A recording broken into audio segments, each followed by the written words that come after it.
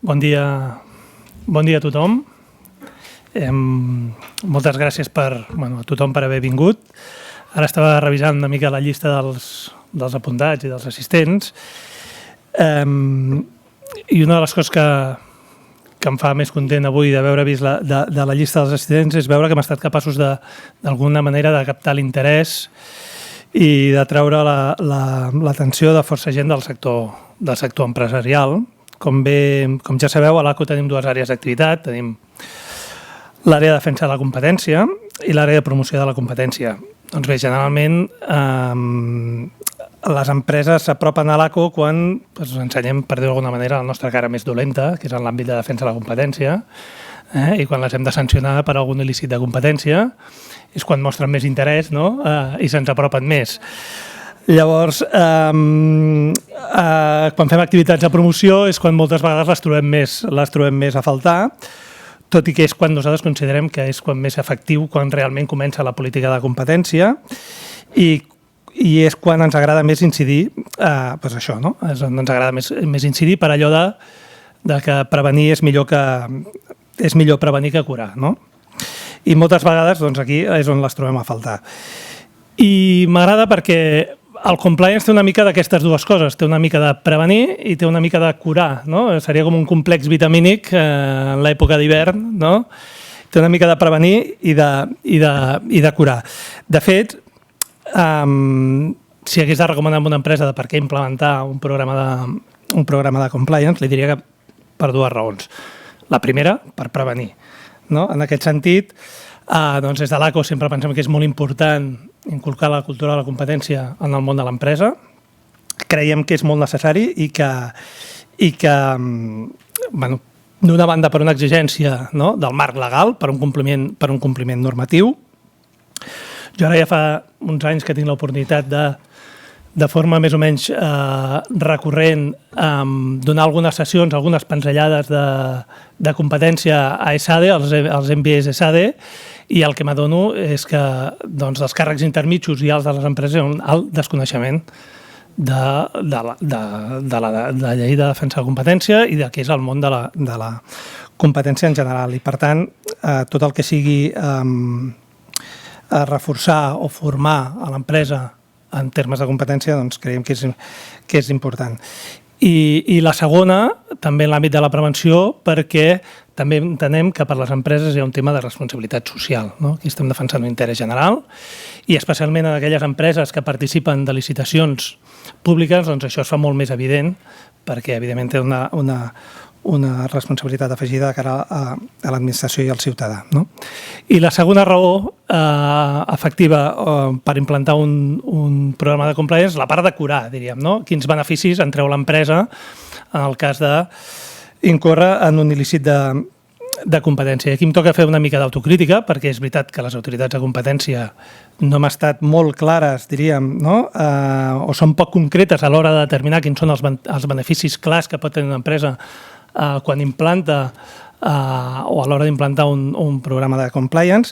També és veritat que el marc normatiu i la llei de defensa de la competència diu el que diu i tenim el marge que tenim per fer determinades coses, i també és veritat que a nivell europeu les autoritats franceses interpreten el programa de compliance d'una manera, el món anglosaxó i el Regne Unit ho interpreten d'una altra manera, la Comissió Europea també fa la seva interpretació i, per tant, tampoc hi ha una homogeneïtat a nivell europeu de com les autoritats de competència haurien d'interpretar un programa de compliance. Tot i així, al meu entendre, hi ha dues coses que sí que estan clares, estan clares que un programa de compliance comporta, no? Quins beneficis comporta. Per mi n'hi ha dues clares. La primera, la relació entre compliance i clemència.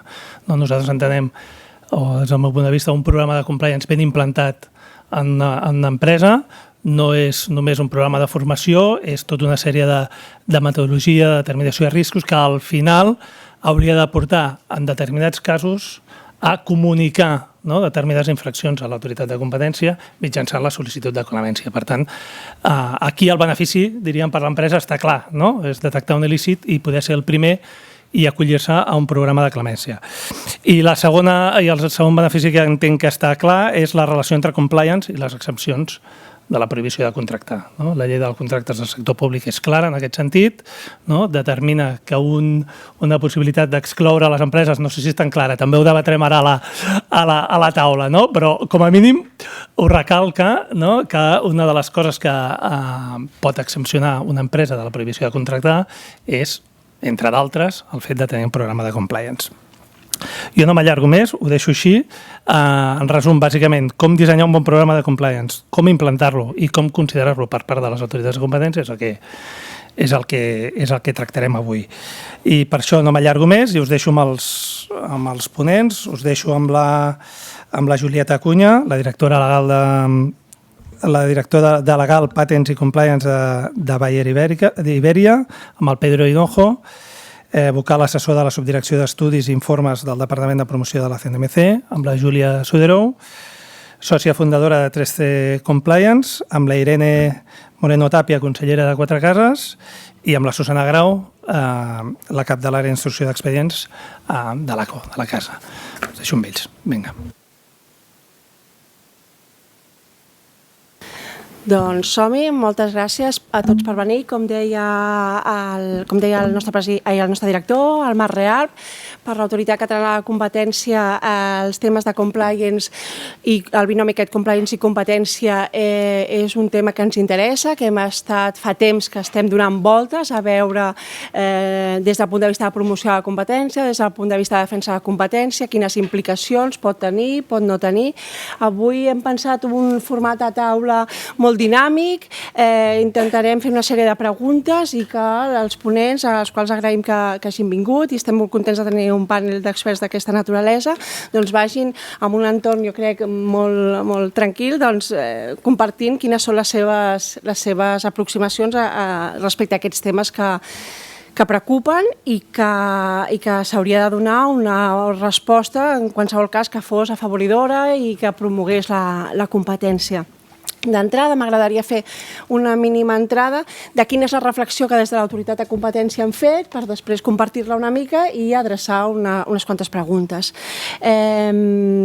Si us sembla bé, jo crec que passaré al castellà, no sé si hi ha algún problema a la taula, Julia, a lo mejor. Vale.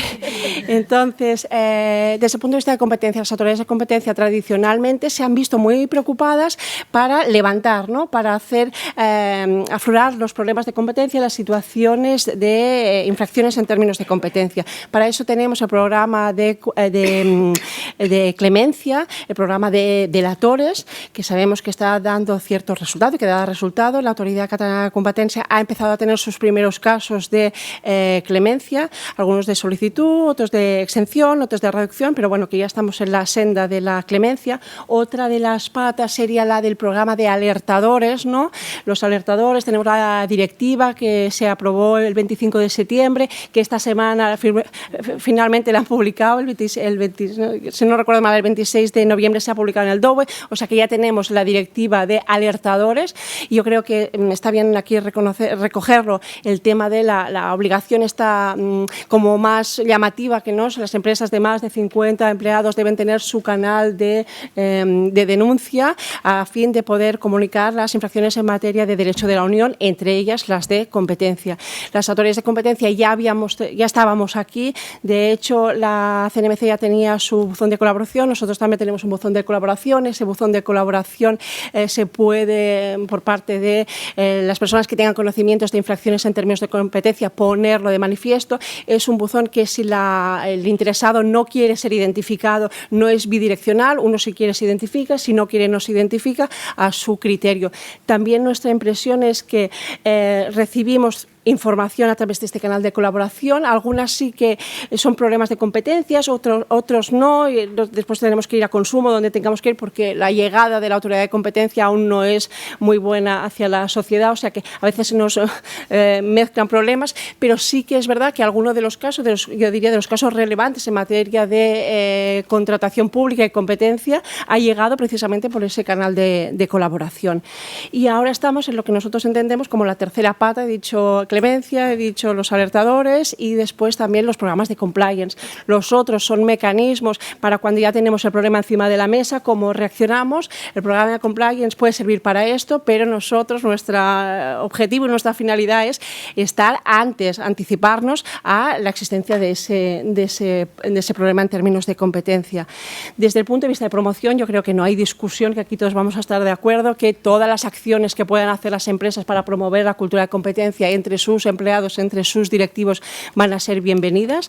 De hecho, incluso nos descarga un poco a las autoridades de competencia, que nuestro target y nuestro rol principal es promover la cultura de competencia, pero es necesario que las empresas se involucren en este trabajo de promoción de la competencia, que lo interioricen como un valor de la compañía, por ética, por responsabilidad. La cultura de cumplimiento pues también tiene que abrazar al derecho de la competencia.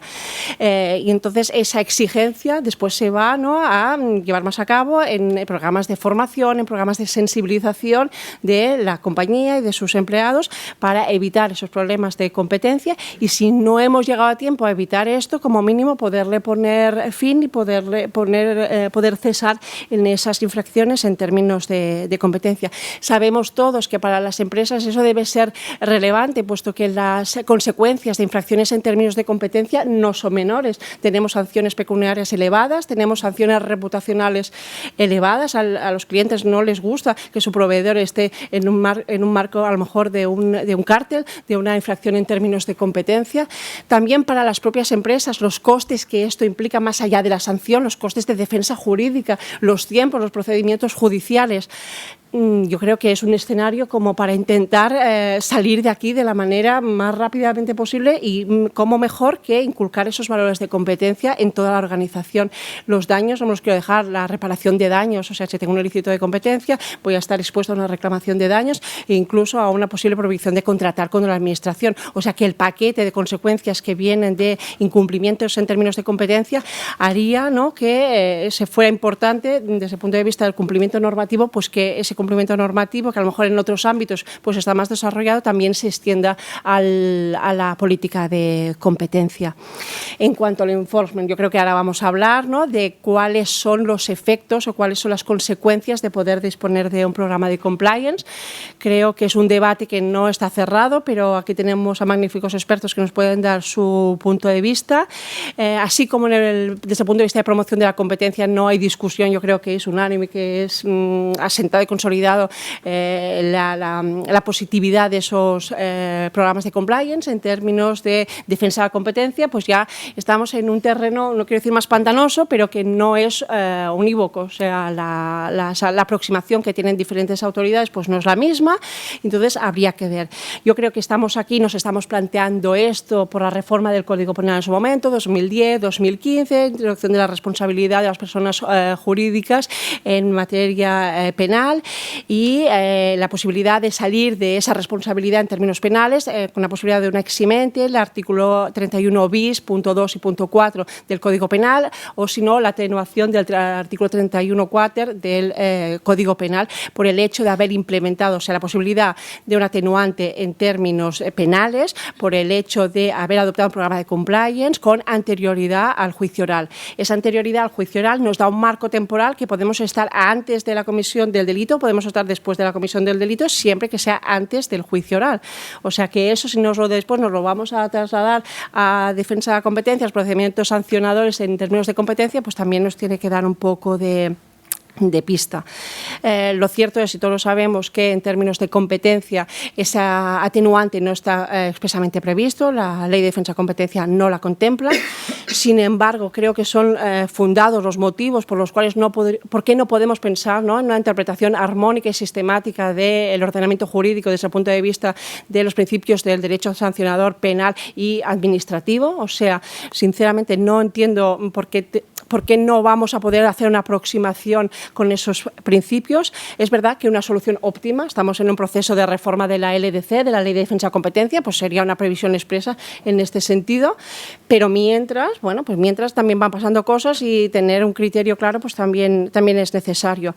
Es verdad que es una solución subóptima, pero desde el punto de vista de las circunstancias atenuantes contempladas en la Ley de Defensa de la Competencia, no están expresamente previstas, pero a lo mejor sí que existe la posibilidad, ¿no?, de intentar forzar un poquito la máquina. Estamos en el cese de la infracción, estamos en la colaboración con la autoridad de competencia, o sea que dentro de este paquete de medidas que nos van a dar, nos pueden llegar a una circunstancia atenuante, pues valorar la existencia de un programa de compliance.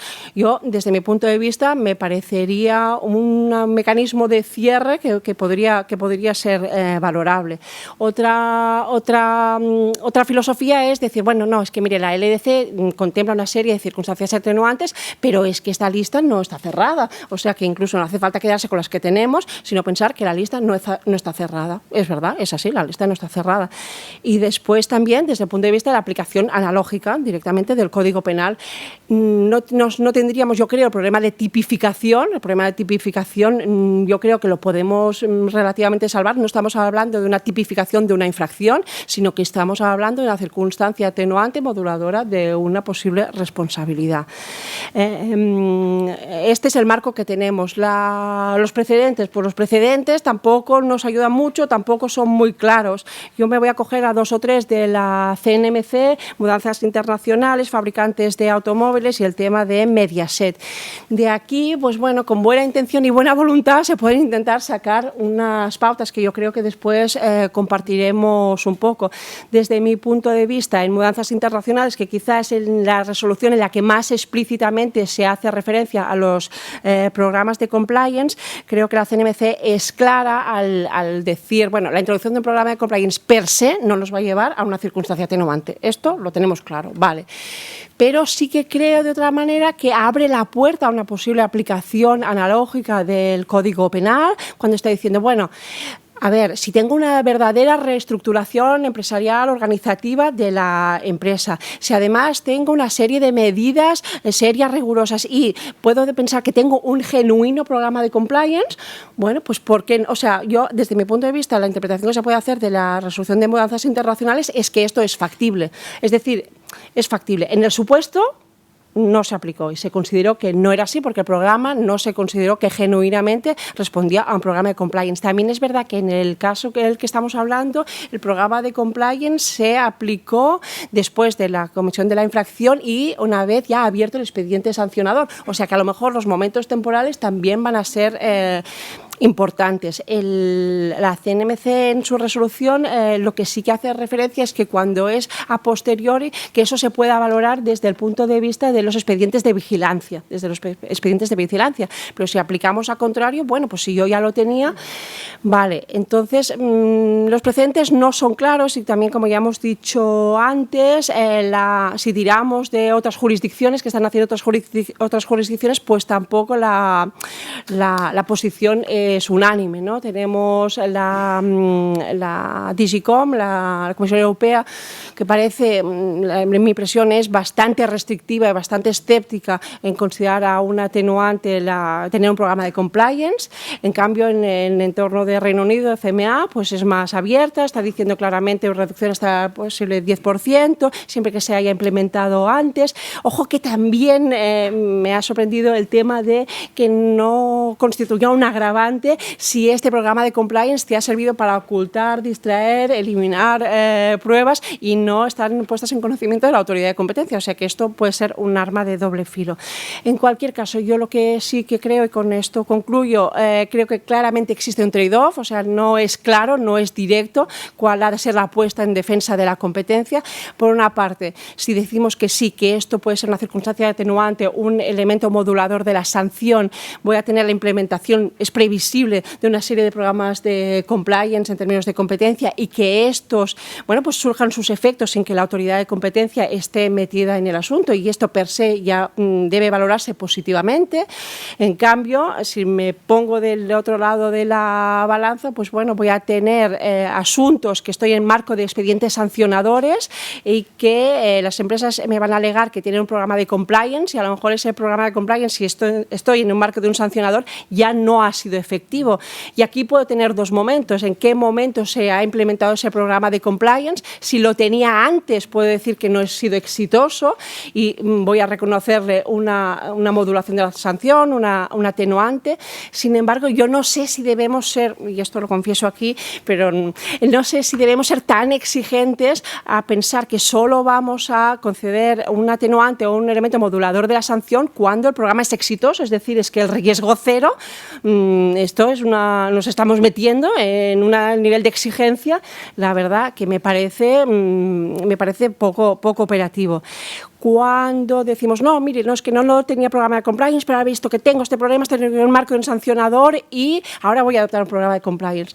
Bueno, pues a lo mejor también tiene su sentido. Es decir, si estamos valorando, como decía antes, cese de la infracción, colaboración con la administración, un buen programa de compliance, pues también puede tener sentido que eso sea, o sea, la adopción de ese programa una vez incoado el expediente, pues también puede tener su sentido por toda esa finalidad preventiva. Lo que es evidente es que esto no es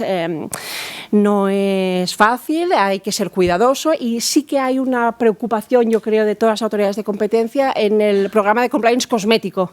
La cosmética, esta sí que nos da miedo de verdad. Es decir, un programa de compliance donde tengo una serie de previsiones, pues sí, hemos hecho una formación a nuestros directivos de competencia, vale, muy bien, tengo un certificado y esto lo tengo aquí guardado y almacenado y perfecto, y cuando me venga la autoridad digo que he hecho esto. Yo creo que esto, pues no estamos aquí, o sea, estamos para estar en una circunstancia atenuante, desde mi punto de vista, es una verdadera cultura de cumplimiento y que esté involucrando a todas las partes de la organización, ¿no? Entonces, o sea, han de ser programas ad hoc, en función de cada una de las empresas, donde haya una sensibilización de todos los empleados, formación de esos empleados, donde se haga el correspondiente mapa de riesgos. No estamos hablando, y creo, solamente de decir, sí, es que no puedo pactar precios, no puedo repartir licitaciones, no puedo repartir el mercado, no puedo repartir el cliente. Esto sí, evidentemente no se puede hacer, pero los mapas de riesgos de las empresas no es simplemente eso. Hay que revisar sus acuerdos comerciales y a ver dónde estamos. Sabéis bien que en términos de política de competencia los grises pues son muy grises y nos da mucho trabajo. Y entonces, pues básicamente yo creo que estamos hablando de esto. Pues eso es más o menos la inquietud que tenemos en la autoridad de competencia y yo ya, en función de esta presentación que he hecho, me gustaría ya dirigir y lanzar la primera pregunta a la mesa en relación con cuáles creéis, yo he dado lo que nosotros entendemos como unas pistas, cuáles creéis que deben ser los contenidos mínimos que debemos exigir a un programa de compliance en términos de competencia. ¿Qué entendéis que son los mínimos para que ese programa sea efectivo, que no estemos ante lo que decimos ahora, ¿no? Una situación pues cosmética, o sea, que haya un compromiso fidedigno por parte de la empresa. Aparte de estos contenidos mínimos, os voy a preguntar si creéis que es necesario también contemplar la imposición de sanciones, de reacciones respecto a esas identificaciones o a esas personas que tenemos identificadas que están fuera de este programa de cumplimiento normativo, y también el tema de los indicadores. Si sois capaces de compartir con nosotros a ver algún tema de indicadores que nos sea fácil poder valorar la efectividad de ese programa de cumplimiento. Entonces yo creo que Julieta, en tanto que Compliance Officer de tu compañía, pues si nos puedes comentar un poco dónde estamos y el resto de ponentes detrás tuyo. Bueno, a ver, si hablamos de los requisitos mínimos, ¿no?, que por lo menos para empresas como las nuestras sí que considero que tiene que cumplir un verdadero sistema de compliance. Creo que lo primero es, y no es un tema ya cosmético, ¿no?, las normas, ¿no?, internas, donde quede claro qué está permitido y qué tipo de conductas dentro de una organización no se toleran, ¿no? Además sería, ¿me escucháis? Sí. Sería también, obviamente, identificar las actividades en cuyo ámbito se pueden cometer esos ilícitos, ¿no? Aquí hablamos específicamente del tema de derecho de competencia y definir procesos que mitiguen o reduzcan de manera significativa la comisión de infracciones en derecho de competencia. La formación me parece fundamental, ¿no? Al final es importante que dentro de las empresas conozcan cuáles son los beneficios de respetar la libre competencia. También que tengan claro cuáles son las conductas prohibidas, qué normas son las que tiene la empresa identificadas y obviamente también el tipo de sanciones, no solo para la compañía, sino también para ellos a nivel individual. El programa debe de contar con un régimen disciplinario, es decir, lo que no puedes tener es un programa de cumplimiento en el que haya una infracción de derecho de competencia o de cualquier otro ámbito, ¿no? Y que no haya ese respeto a la legalidad y sencillamente no sancionar. Con esto está claro que estás mandando un mensaje o estarías mandando un mensaje a la organización de total tolerancia con la infracción de las normas, ¿no? Entonces el sistema y el régimen disciplinario debe estar ahí. El canal de denuncias también es esencial. O sea, como compañías yo creo que tenemos la obligación y la responsabilidad de poner a disposición de nuestros empleados canales donde puedan poner en conocimiento de la compañía cualquier tipo de infracción de la normativa en general, de las normas internas, obviamente, y de las externas. No solo a nuestros colaboradores, sino también incluso a nuestros contratistas, a nuestros socios y a nuestros administradores. Y darles la posibilidad, además, de que lo hagan de manera anónima. Y, sobre todo, generar la confianza de que en la compañía no vamos a tomar ningún tipo de represalia contra aquellos que denuncien una infracción. Y además, o sea, si voy a más, creo que encima como compañías tenemos la responsabilidad de mandar un claro mensaje de que valoramos que lo que es el chivato, ¿no? Antiguamente en estas culturas latinas, que está normalmente bastante mal visto, que esto no es así y que ya no está de moda y que no se lleva más, ¿no? Que valoramos a aquellas personas que tienen el coraje de denunciar las infracciones de la normativa. Después, bueno, los procesos internos creo que ya lo comenté, ¿no? Que reduzcan y que mitiguen los riesgos. Luego creo que es fundamental mandar un mensaje claro a la organización y a todos los colaboradores de que tienen la obligación, que es su obligación y su responsabilidad, levantar la mano cuando hay un incumplimiento de la normativa. O sea, tienen que hacerlo. Es responsabilidad de todos cumplir con las normas, no solo del compliance officer, no solo del equipo del departamento legal, no. La compañía al final somos todos y es nuestra responsabilidad. Sigo porque ya veis que tengo varios requisitos que me parece que son importantes, ¿no? Creo que es esencial, obviamente, que los empleados conozcan y tengan identificado quién es el órgano o la persona responsable de cumplimiento normativo, o sea, esa persona a la que pueden acudir también en caso de que tengan alguna duda, que confíen en ese órgano, en esa persona, y de que esa persona les va a guiar y apoyar, ¿no? en casos en los que denuncien cualquier tipo de infracción, y también, obviamente, asesorar en caso de que tengan dudas para que puedan tomar las mejores decisiones posibles dentro de la compañía. Luego, tenemos que hacer revisiones periódicas de los procesos que tenemos implantados, o sea, no es algo estático, no son procesos que queden ahí para toda la vida, sino que hay que hacer una revisión, ¿no? Las compañías evolucionamos, las organizaciones cambian, la normativa cambia y luego, obviamente, en caso de que haya una infracción, o sea, creo que esta revisión debería de saltar y realizarse de manera inmediata. Un tema importante es los recursos financieros, porque por lo menos en organizaciones como la nuestra, ¿no? Tener implantado un programa de compliance cuesta dinero. Si quieres que realmente sea un programa efectivo, donde tengas una trazabilidad, normalmente tenemos varios sistemas informáticos detrás, tenemos, bueno, pues, nuestros abogados, que, bueno, aquí hay 3 ahora mismo, que también, ¿no? Que se responsabilizan y colaboran con nuestros empleados en que tengan constancia y claridad respecto a la normativa que aplica. Y por último, que creo que es algo que nunca se comenta, pero por lo menos yo como compliance officer sí que lo agradezco, y es el contar con una norma clara interna que te regule cómo debes de realizar las investigaciones y cómo debes proceder en estos casos. Creo que hay muchas compañías que no cuentan con este procedimiento y, sin duda, cuando tienes que abrir un incidente de compliance y abrir una investigación, el tener una norma de este tipo es un gran apoyo, y además genera claridad no solo para nosotros dentro de la función de compliance, sino también, obviamente, para todos los colaboradores que, bueno, pues que por los motivos que sea o las razones que sea, ¿no? Están siendo investigados en ese momento. Entonces, yo creo que por mi parte... Muchas gracias, Julieta. Seguimos. Yo, bueno, te agradezco, Susana, la introducción, porque me tranquiliza en cierta medida saber que tenemos las mismas dudas a los dos lados de la barrera. Estamos en épocas convulsas con todo esto de los programas de cumplimiento, los pros y los contras, y a veces los grises son muy grises en nuestro ámbito, y además en ocasiones es difícil, ¿no? Llegar a una conclusión sobre lo que procede o no procede, porque también depende de cada caso. Creo que estoy absolutamente de acuerdo contigo, Julieta, en todos los puntos que has cubierto. ¿Cuál es el requisito o el contenido mínimo que debe tener un programa de cumplimiento? Y hay hay un elemento que para mí es importantísimo y lo resalto por la experiencia que he tenido yo también en la intervención, ¿no?, en programas de cumplimiento, el elemento psicológico. Hay una fase importantísima en el previo, antes de diseñar el contenido del programa, que estamos de acuerdo en que tiene que haber, obviamente, medidas efectivas de prevención y de curación, como decía Marc antes, pero hay un elemento de educación casi y de enseñanza psicológica a todos los niveles dentro de la compañía que creo que si no se hace, el programa de cumplimiento puede terminar siendo en ocasiones papel mojado, ¿no?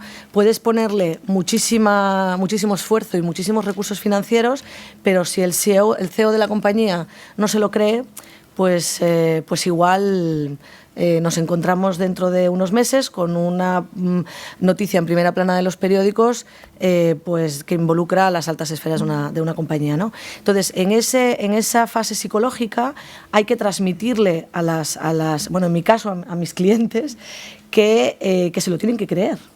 Y que se lo tienen que creer no solamente porque si no se lo creen las consecuencias son nefastas en términos de reputación y en términos de económicos, sino además porque la cultura de la competencia pues al final compensa, ¿no? y es rentable, y no solamente en términos económicos. Entonces se lo tienen que creer.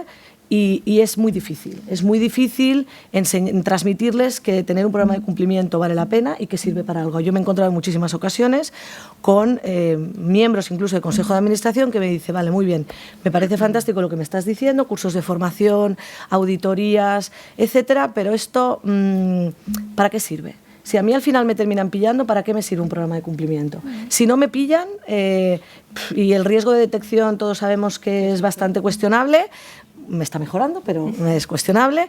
¿De qué me sirve poner en marcha todo este esfuerzo si al final no voy a ver nada tangible, ¿no? Es muy difícil transmitirle a las altas esferas de una compañía todo esto. Yo creo que este es el primer paso y para mí es quizás el elemento más importante para garantizar la eficacia de un programa de cumplimiento.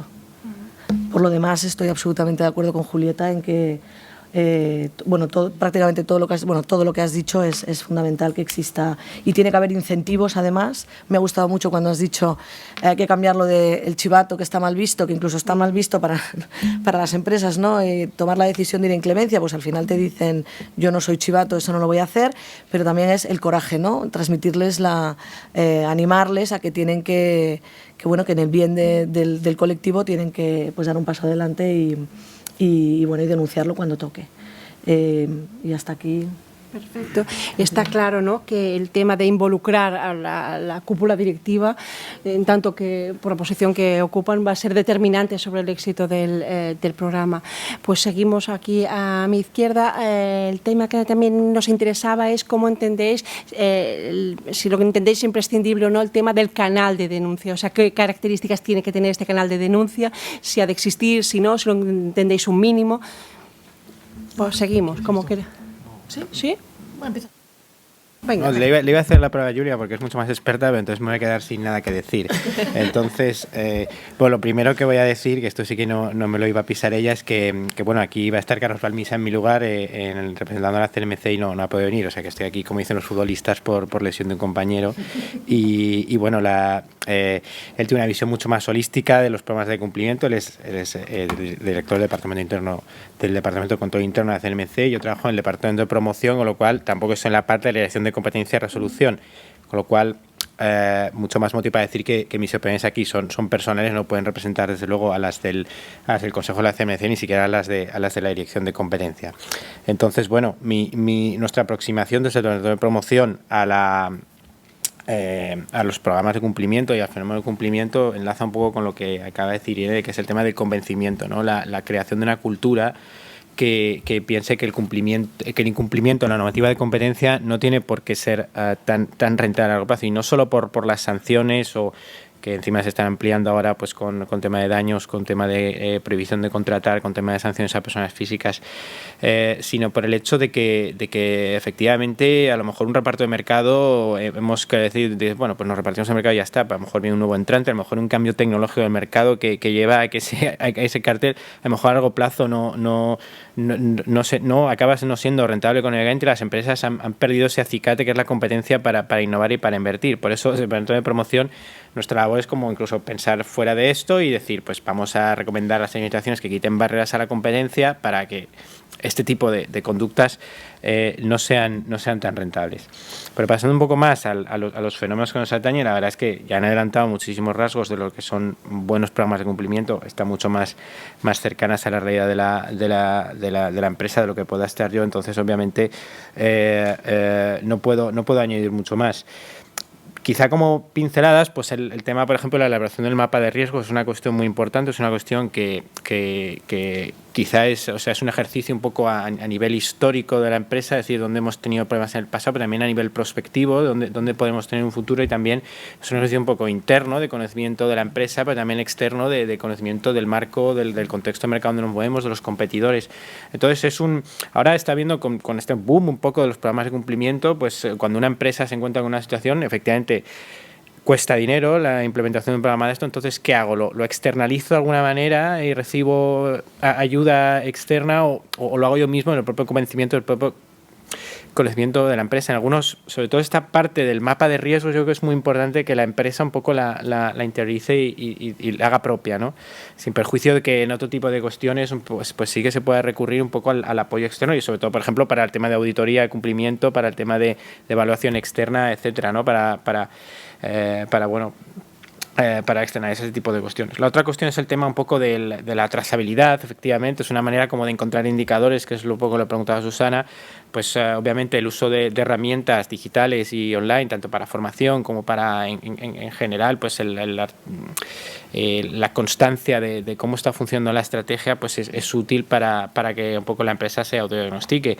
Y bueno, hay después herramientas de autodiagnóstico, la CNMC tiene una, no ligada exclusivamente al tema de competencias, sino en general para otros múltiples temas de cumplimiento, pero bueno, se pueden desarrollar estas herramientas de autodiagnóstico que ayuden a las empresas un poco de una manera un poco más informal, pero a evaluarse un poco dónde están. Y bueno, de momento, bueno, si quieres por enlazar un poco el tema de los canales de denuncia que preguntabas al final, bueno, los consideramos un aspecto importante, tanto a nivel externo, nosotros has mencionado este buzón de colaboración de la CNMC, como por supuesto a nivel interno para la protección de estos empleados o de estas personas de la empresa que pueden denunciar. El tema de la protección, sin duda, y de cambiar la imagen de los chivatos, de los whistleblowers, que en inglés suena un poco mejor, pues es mejor. Yo en casa con 2 hijas pequeñas pues lo intento también fomentar y no funciona nada, pero bueno, espero que a nivel de autoridades de competencia funcione mejor. Bueno, muchísimas preguntas, gracias. Y por ir avanzando en el tema, me uno a los comentarios realizados hasta el momento respecto a los requisitos.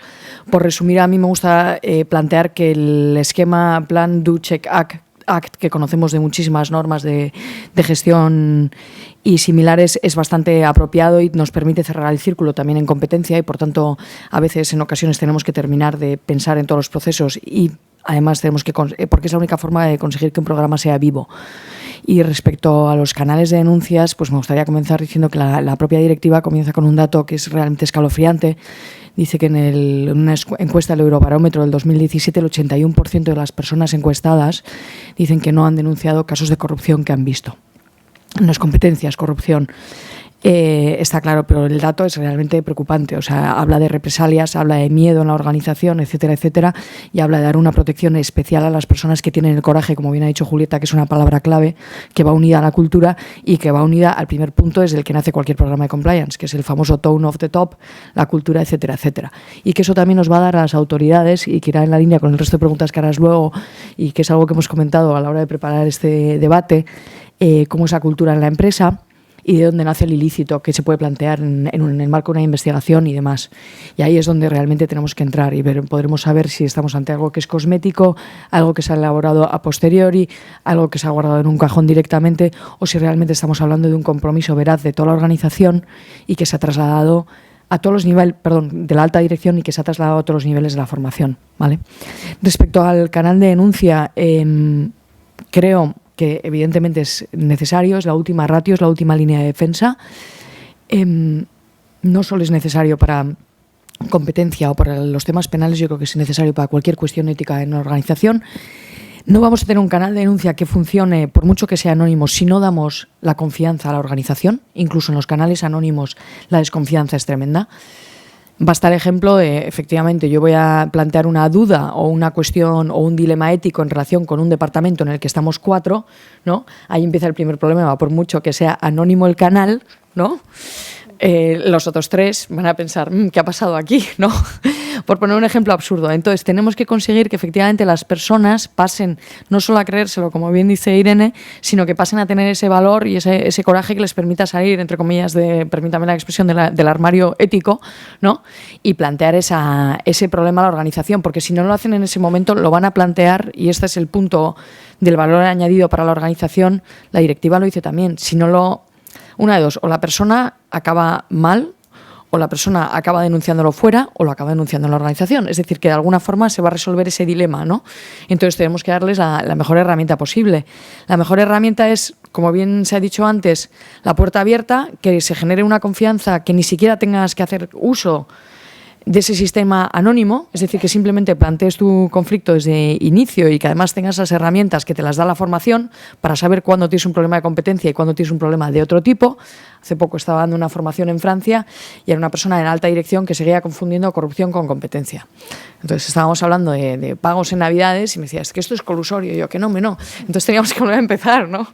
Y este buen señor llevaba como 10 sesiones de formación en compliance por las que había pasado durante un montón de tiempo, y te das cuenta que efectivamente tienes que insistir y que tiene que ser vivo el programa, que cada cierto tiempo tienes que insistir, que no vale, oye, no, pues una vez al año, depende de la organización, igual tienes que darles más, no lo sé, dependerá de cada caso, y eso es lo que hay que mirar, ¿no? Entonces ahí ves un poco todos los problemas que se plantean, y de cara al canal de denuncia es exactamente lo mismo. Si no formas a la gente y les enseñas a usar bien el canal y les enseñas a usar todas las puertas que tienen, van a tener un problema y no lo van a usar. ¿Cuántos canales conocemos a día de hoy, o los informes de diversas empresas que te hablan de empresas de miles de empleados que dicen que tienen 15 denuncias al año o menos? Hace poco he estado con otra persona que me decía, no, nosotros tenemos un canal, es confidencial porque no tenemos miedo al anónimo. Y yo, bueno, pues ya veremos cómo podemos solucionar eso, porque quizás ahí empieza el problema. Y lo tenemos desde hace año y pico, pero es que nadie lo usa. Es que en España no hay cultura. No hay cultura. Habéis dicho lo del chivato. Hace años, cuando empezamos en el 2008 con las solicitudes de clemencia, bueno, que las pedía, pero se pidieron. Y ese día había cola delante de la CNMC. Y no solo eran empresas de fuera, también eran empresas de aquí, había de todo. Y entonces, efectivamente, la discusión era, nadie va a usar esto. No, nosotros aquí no hacemos esto. Nos va a costar mucho. Pero vemos que está empezando incluso a calar a nivel autonómico y regional, que podemos empezar a ver que la gente se lo plantea. Y no solo es aquí el caso, a mí me consta también en el País Vasco, no voy a decir solicitudes de clemencia, pero sí personas que deciden denunciar conductas que igual se acercan bastante o que normalmente no denunciarían porque dicen, es que esto es algo del pueblo que ha pasado toda la vida. Eso está cambiando. Entonces eso cambia pues gracias al cambio cultural. Y el canal de denuncias tiene que estar ahí porque sigue costando mucho, pero ojalá el mensaje también pudiese llegar de otra forma. Así, en conclusión. Gracias. Gracias. Me gustaría apretar un poquito, a ir más a tuerca, a ver si podemos, respecto a las dos patas, ¿no? Tenemos a personal y a lo mejor involucrado dentro de la empresa que es capaz de denunciar. ¿Cómo le vamos? O sea, si me podéis concretar un poco, aparte de crear un entorno, un clima propicio para que se produzca esa comunicación, o sea, qué resortes, a qué banderas se puede agarrar o pensar que se va a poder agarrar una persona que va a denunciar o que va a hacer uso de ese programa, de esa comunicación vía buzón de colaboración, y también el otro lado, la otra pata, es decir, qué consecuencias creéis o entendéis que debe prever esos programas cuando estoy ya he detectado que tengo un problema, que en mi organización hay una parte de esta organización que no está suficientemente alineada con el programa de cumplimiento y con el cumplimiento de la legalidad en términos de competencia. O sea, ¿qué respuestas serían, entendéis, las respuestas óptimas con las que se puede afrontar esa falta, a lo mejor, de alineación? En este caso, Julia, si te parece, empezamos por ti, ¿vale? Y hacemos al revés. Venga. Muchas gracias. Es esencial la política del stick and carrot que todos conocemos. Necesitamos por un lado incentivos y por el otro lado también necesitamos un régimen sancionador apropiado y una reacción correcta. Y va unido a la cultura, efectivamente. Y en competencia hay un problema con eso y es el problema que ha tenido siempre la Comisión Europea y, por ejemplo, autoridades como el Bundeskartellamt. Si la conducta nace del seno de la organización, del core, por decirlo de alguna forma, entonces difícilmente vas a poder convencer a alguien de que tienes un buen programa de compliance, ¿no? Y también, efectivamente, cómo adoptas un régimen sancionador o impones una sanción a toda la cúpula de una empresa, ¿no? Porque además tú como compliance officer, corregidme si me equivoco, ¿qué haces? Reportas hacia arriba, ¿no? Bueno, yo reporto... Claro, ahí tú reportas fuera en ocasiones. Reporto fuera, claro. sí. O sea, yo obviamente Sí. en el caso de que se diera una Sí. situación como esta, reportaría fuera, sí. Pero fuera me refiero a la central, ¿eh? Claro, pero si llega a la Exacto. central, No, la central reacciona. sí. O sea, yo puedo Sí. hablar de mi experiencia como compliance officer de la compañía y la central reacciona. O sea, tienes un equipo de auditoría destinado exclusivamente a temas de compliance, sea del tipo que sea, y luego también tienes un equipo de compliance y un equipo también que te colabora contigo en cualquier tipo de investigación. O sea, lo que sí que puedo garantizar es que por lo menos en mi experiencia Sí. funciona. Es que esa es la clave, que tienes que tener el mecanismo completo, ¿no? Y evidentemente, por un lado, incentivos para aquellos que quieran comunicar o plantear una duda, o aquellos que lo eviten directamente. Hay muchos modelos de incentivos. Y por el otro lado, necesitas un régimen sancionador que obviamente cubra todas las posibilidades, efectivamente, como reportar hasta la última instancia y que esa última instancia también tenga la posibilidad de decidir y adoptar medidas. Y dentro de lo que es esa última instancia se pueda detectar o separar aquel que haya o aquella que haya realmente planteado el incumplimiento. Ahí tenemos el problema añadido si adoptamos un régimen sancionador. Por ejemplo, vamos a despedir a A o a B. ¿Qué sucede con el resto de pasos de la gestión de la crisis? ¿Qué sucede si, por ejemplo, quiero solicitar clemencia? ¿No? Por poner un ejemplo, quiero solicitar clemencia, pero como tengo un programa de compliance muy duro y muy genuino, pues ya le he despedido, ¿no? Entonces, claro, ¿qué sucede con esta persona? Entonces ahí tenemos que pensar mucho cómo adoptamos cada medida y cada paso que damos para evitar efectivamente cerrarnos unas puertas, y ahí es algo que ahí entra ya la parte compliance y defensa, cómo trabaja un lado de la organización con el otro, que eso es un problema y un dilema también muy serio dentro de lo que es el derecho a la competencia, porque efectivamente va a haber momentos en los cuales compliance pueda tener una postura que puede ser quizás diferente a la de defensa. Incentivos, pues todos los que se puedan plantear, ¿no? No creo que participar en formaciones, que suele ser un clásico, pues eso está bien. También me interesa diseñar bien los incentivos que ya existen. Si el problema está en ventas, ¿no? Que suele ser el caso, o en compras, ¿no? Pues entonces que esos incentivos que tenemos para ventas y compras no fomenten el incumplimiento anticoncurrencial, que es un clásico. El caso de Wells Fargo, que obviamente no es un tema de competencia, pero tenían unos objetivos tan ridículos que la única forma de conseguirlos pasaba por incumplir e inventarse muchísimas cosas, y es lo que llevó al gran escándalo. Entonces, si tenemos unos objetivos que no sean realistas con la organización y que van a invitar que en un momento dado pues te veas la persona pueda llegar a pensar la única forma de conseguir esto va a pasar por quedar para cenar con toda la competencia, pues entonces ahí podemos tener un problema. O sea que ahí los incentivos yo los miraría desde las dos perspectivas. Gracias. Parece claro, ¿no?, que en todo este tinglado la participación, la decisión, la involucración de la cúpula directiva va a ser fundamental, porque no vamos a dejar de pensar los incentivos de una manera y no involucrar a la cúpula. El problema seguramente, y a lo mejor es el problema de mayor calado, es cuando el problema en términos de competencia lo tenemos en la cúpula directiva, donde aquí esto no ha calado suficientemente.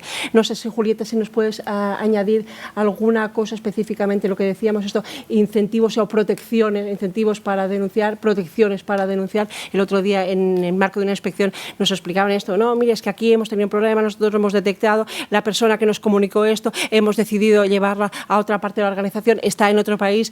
Bueno, pues dices, este señor que hizo todo este recorrido acabó en otro país de la Unión, ¿no? Pues claro, entonces un poquito, a ver si nos puedes ilustrar un poco. Sí, bueno, me suena un poco surrealista, la verdad, ¿no? Cuando hablamos de protección, pensar que al final tienes que mover a una persona de de su posición o de su puesto de trabajo y enviarla a otro país para alejarla de donde se supone que puede haber un riesgo, ¿no? Eso sin duda va totalmente en contra de lo que debería de ser un verdadero programa de compliance y una verdadera cultura de cumplimiento. A ver, en el tema de incentivos y en el tema de cómo debemos reaccionar ante un incumplimiento, está claro que tiene que haber un régimen sancionador. O sea, yo puedo hablar de mi experiencia. Nosotros además tenemos un comité de resolución donde participa nuestro consejero delegado, donde participa también nuestro director de recursos humanos y donde participo yo como responsable de legal y de compliance de la organización, y donde en función de la infracción adoptamos las decisiones, ¿no?, sobre qué sanción es la que debemos de imponer. Y bueno, las sanciones en nuestro caso pues obviamente van tenemos de todos tipos, ¿no?, desde una reducción de salario, una democión, hasta el despido disciplinario.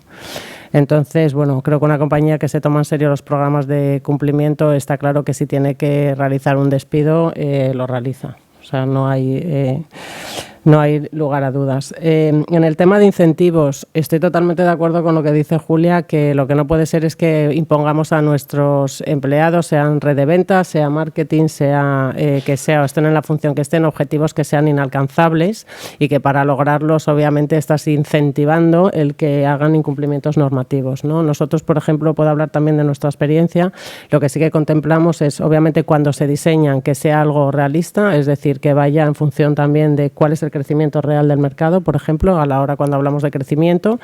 Y en la carta además que reciben todos y se les comunica además uno a uno, es que en caso de que haya cualquier mínima infracción o violación de nuestras normas de cumplimiento, no recibirán el incentivo y tienen la obligación de devolverlo, ¿no?, ese variable que reciban.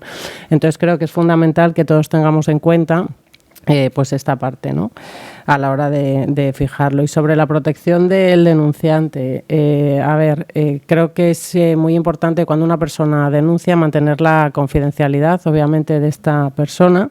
La pena, y tengo que decir que lo triste, creo que todavía nos queda avanzar, ¿no?, es que lo ideal sería que esto se pudiera hablar de manera totalmente abierta dentro de una organización y que no tuviera que llegar al compliance officer de la compañía, y que la gente entendiera que a veces no hablar también es una mala decisión, ¿no? Y sería fantástico el que tengas a alguien a tu lado que venga y te diga, oye, creo que te estás confundiendo, creo que te estás equivocando y esta no es la decisión correcta. O sea, yo he visto personas que son realmente éticas en la organización y que en algún momento puntual, por las razones que sean, se han llegado a plantear traicionar sus propios valores, ¿no? Y creo que la suerte también en estos momentos ha sido contar con alguien al lado que les ha dicho, ¿no?, reflexiona y antes de que tomes la decisión mira a ver si esta es la correcta. Eso sería el mundo ideal. Creo que vamos avanzando y sí que tengo esa sensación, por lo menos dentro de mi organización, de que poco a poco vamos haciéndolo, pero obviamente pues creo que nos queda todavía por avanzar. Entonces, a día de hoy en este mundo intermedio, pues proteger a quien denuncia, y creo que es fundamental también ir informándole durante el proceso, ¿no?, de las cosas que van pasando, y desde luego no tolerar ningún tipo de represalia contra estas personas. O sea, me parece surrealista pensar en que tienes que cambiar a una persona de organización, de departamento, lo que sea, porque ha puesto en conocimiento de la compañía una infracción de derecho de competencia, de compliance, de lo que sea, ¿no? O sea, es que no, por lo menos no lo contemplo. Igual peligraba su vida. En este caso os lo puedo explicar, o sea, es que fue efectivamente así. Entonces dices, bueno, pues te haces muchas preguntas, ¿no? Es decir, pero este señor que ha acabado haciendo esto, pues ha acabado en otro, no solo en otra organización, sino en otro entorno, en otro país. Vale, otra pregunta os quería lanzar. ¿Cómo veis la relación entre programas de cumplimiento normativo, colaboración con las autoridades de competencia? ¿El programa de cumplimiento normativo debe llevar esa colaboración con las autoridades de competencia? Si no, solo lo vamos a hacer cuando nos vayamos a una clemencia. Un poco os quería pedir vuestra opinión, si te parece, Irene, pues empezar tú. Sí, lo que no sé si voy a poder dar una respuesta clara porque le voy dando vueltas, hemos comentado también antes de llegar y es complejo. Oigo hablar de incentivos y de canal de denuncias, en fin, yo ahí tengo poco que aportar porque, mejor que Julieta, que tiene la experiencia interna, y Julia, que es la especialista en compliance aquí, poco puedo aportar. Pero claro, cuando le dices a un empleado que igual si detecta una infracción de competencia, lo que se va a poner en marcha es toda una bola de nieve que va a terminar en una denuncia, autodenuncia / clemencia ante las autoridades de competencia, y su nombre va a aparecer en el comunicado de prensa de la incoación y en la resolución sancionadora, yo no sé hasta qué punto estamos cerrando el círculo, ¿vale? Es decir, si estamos hablando en términos de incentivos, eso es un elemento que creo que se debe valorar, ¿vale? Yo he estado en situaciones donde porque es muy tenso, ¿no? Cuando empiezas a hacer una investigación interna y porque ya sabes que vas a ir en clemencia y estás entrevistando a un directivo, las situaciones que se plantean son tremendas, pero tremendas, ¿no? Incluso con cuestiones personales mezcladas también en determinados casos. Entonces, una cosa es la organización, pero luego están las personas. Y yo creo que ahí hay que reflexionar. Hay que ver cómo se puede, y ya sé que es fantástico desde el punto de vista de la disuasión para una autoridad de competencia, y además avaladísima por el Tribunal Supremo, publicar el nombre de los directivos que han intervenido en las infracciones, pero creo que tiene un efecto perverso que debe valorarse. Y luego, por otro lado, el tema de la clemencia con los programas de cumplimiento. Yo no sé cómo ponerlo, porque me cuesta expresarlo, pero cuando una organización toma la decisión de ir en clemencia, es una organización que no se toma a la ligera, hay muchísimos elementos y factores que se deben considerar, y también depende de la infracción que se haya detectado, también depende de las medidas que se puedan adoptar para poner fin, porque claro, para mí, y vuelvo a algo que has dicho, Susana, al principio, que creo que es muy importante, cuando una empresa, y parto de la premisa de que una empresa ha puesto en marcha un programa de clemencia genuino y que ha adoptado medidas que tienden a garantizar la eficacia del programa. No estoy pensando en hacerlo por hacerlo para que luego termine en un cajón. ¿Cómo definimos el éxito de ese programa de clemencia? Porque claro, hay algunas resoluciones donde se dice, bueno, es que se ha detectado el hecho de que hubiera un programa de clemencia y que estemos aquí sancionando a esta empresa, un programa de cumplimiento, demuestra que el programa de cumplimiento ha fracasado. Hombre, no, es que igual ha tenido, precisamente que lo hayamos detectado, es una muestra de que ese programa de cumplimiento ha tenido éxito, ¿vale? En otras ocasiones podemos discutirlo, pero para mí el éxito hay que valorarlo desde muchas perspectivas. Entonces, partiendo de esa premisa, cuando se detecta una infracción, no siempre la respuesta es colaborar con las autoridades, porque depende de la infracción que hayas detectado. No voy a decir que depende de quién la haya detectado, porque obviamente, lo que decía Julia, ¿no? Si resulta que quien ha cometido la infracción es alguien que es el director comercial, que lleva 20 años, a pesar del programa de cumplimiento, cartelizándose con sus... Y pensamos siempre en cárteles, pero el programa de cumplimiento no solamente está para eso. Hay que ver muy bien si es el último, perdóname la expresión, el último mono de una división de la compañía que, bueno, por la razón que sea, ha cometido la infracción, pero se toman las medidas y esa infracción se le pone fin y no tiene por qué ponerse en conocimiento de la autoridad. Y no digo que esta sea la respuesta, lo que digo es que debemos reflexionar sobre ello porque, por supuesto, la autoridad de competencia quiere conocer las infracciones que se detectan porque la intervención de la autoridad de competencia es lo que más garantiza la efectividad de ese programa, ¿no? Porque si luego hay un enforcement y hay una sanción y todo lo que viene detrás, pues vamos a garantizar que esa empresa, nada asusta más que la intervención de una autoridad de competencia. Pero no siempre creo que no siempre es yo creo, en mi fuero interno, y hablo como Irene Moreno Tapia, creo que la clemencia no siempre es la respuesta y en muchas ocasiones la infracción no está clara que se pueda acoger a un programa de clemencia. ¿Vale? Hemos tenido casos donde, oye, un intercambio de información, eso cómo lo calificas, ¿no? Ahora que estamos viendo casos donde el concepto de cártel se está expandiendo y luego ya el debate de si la clemencia se tiene que abrir a otros ámbitos es otra pata, pero ¿no? Algunas investigaciones de la Comisión Europea donde se habla entre competidores, no hay realmente un pacto de precios, pero se parece mucho a un cártel porque el efecto en el mercado es muy parecido, pero ahí estamos, obviamente, abogados y economistas asesorando a una compañía y diciéndole, no, esto claramente es un cártel, vete en clemencia o no. Cuidado porque... Y luego muchas otras consideraciones de las consecuencias que tiene una clemencia. Es que la clemencia supone pasar a primera plana, tiene y lo vinculo con el riesgo de detección y lo vinculo con las reclamaciones de daños. Y las prohibiciones de contratar. Entonces, yo creo que, sin más, incluir en un programa de clemencia que la respuesta tiene que ser colaborar con la autoridad de competencia, creo que es un debate que a lo mejor tenemos que montar un seminario de 3 días para resolverlo, porque creo que es muy complejo. Y he vivido muchas decisiones de empresas que están dispuestas a cooperar con la autoridad, pero que no siempre pueden, porque tienen que tener en cuenta muchísimas cosas. Ya ni cuento empresas cotizadas, ¿no?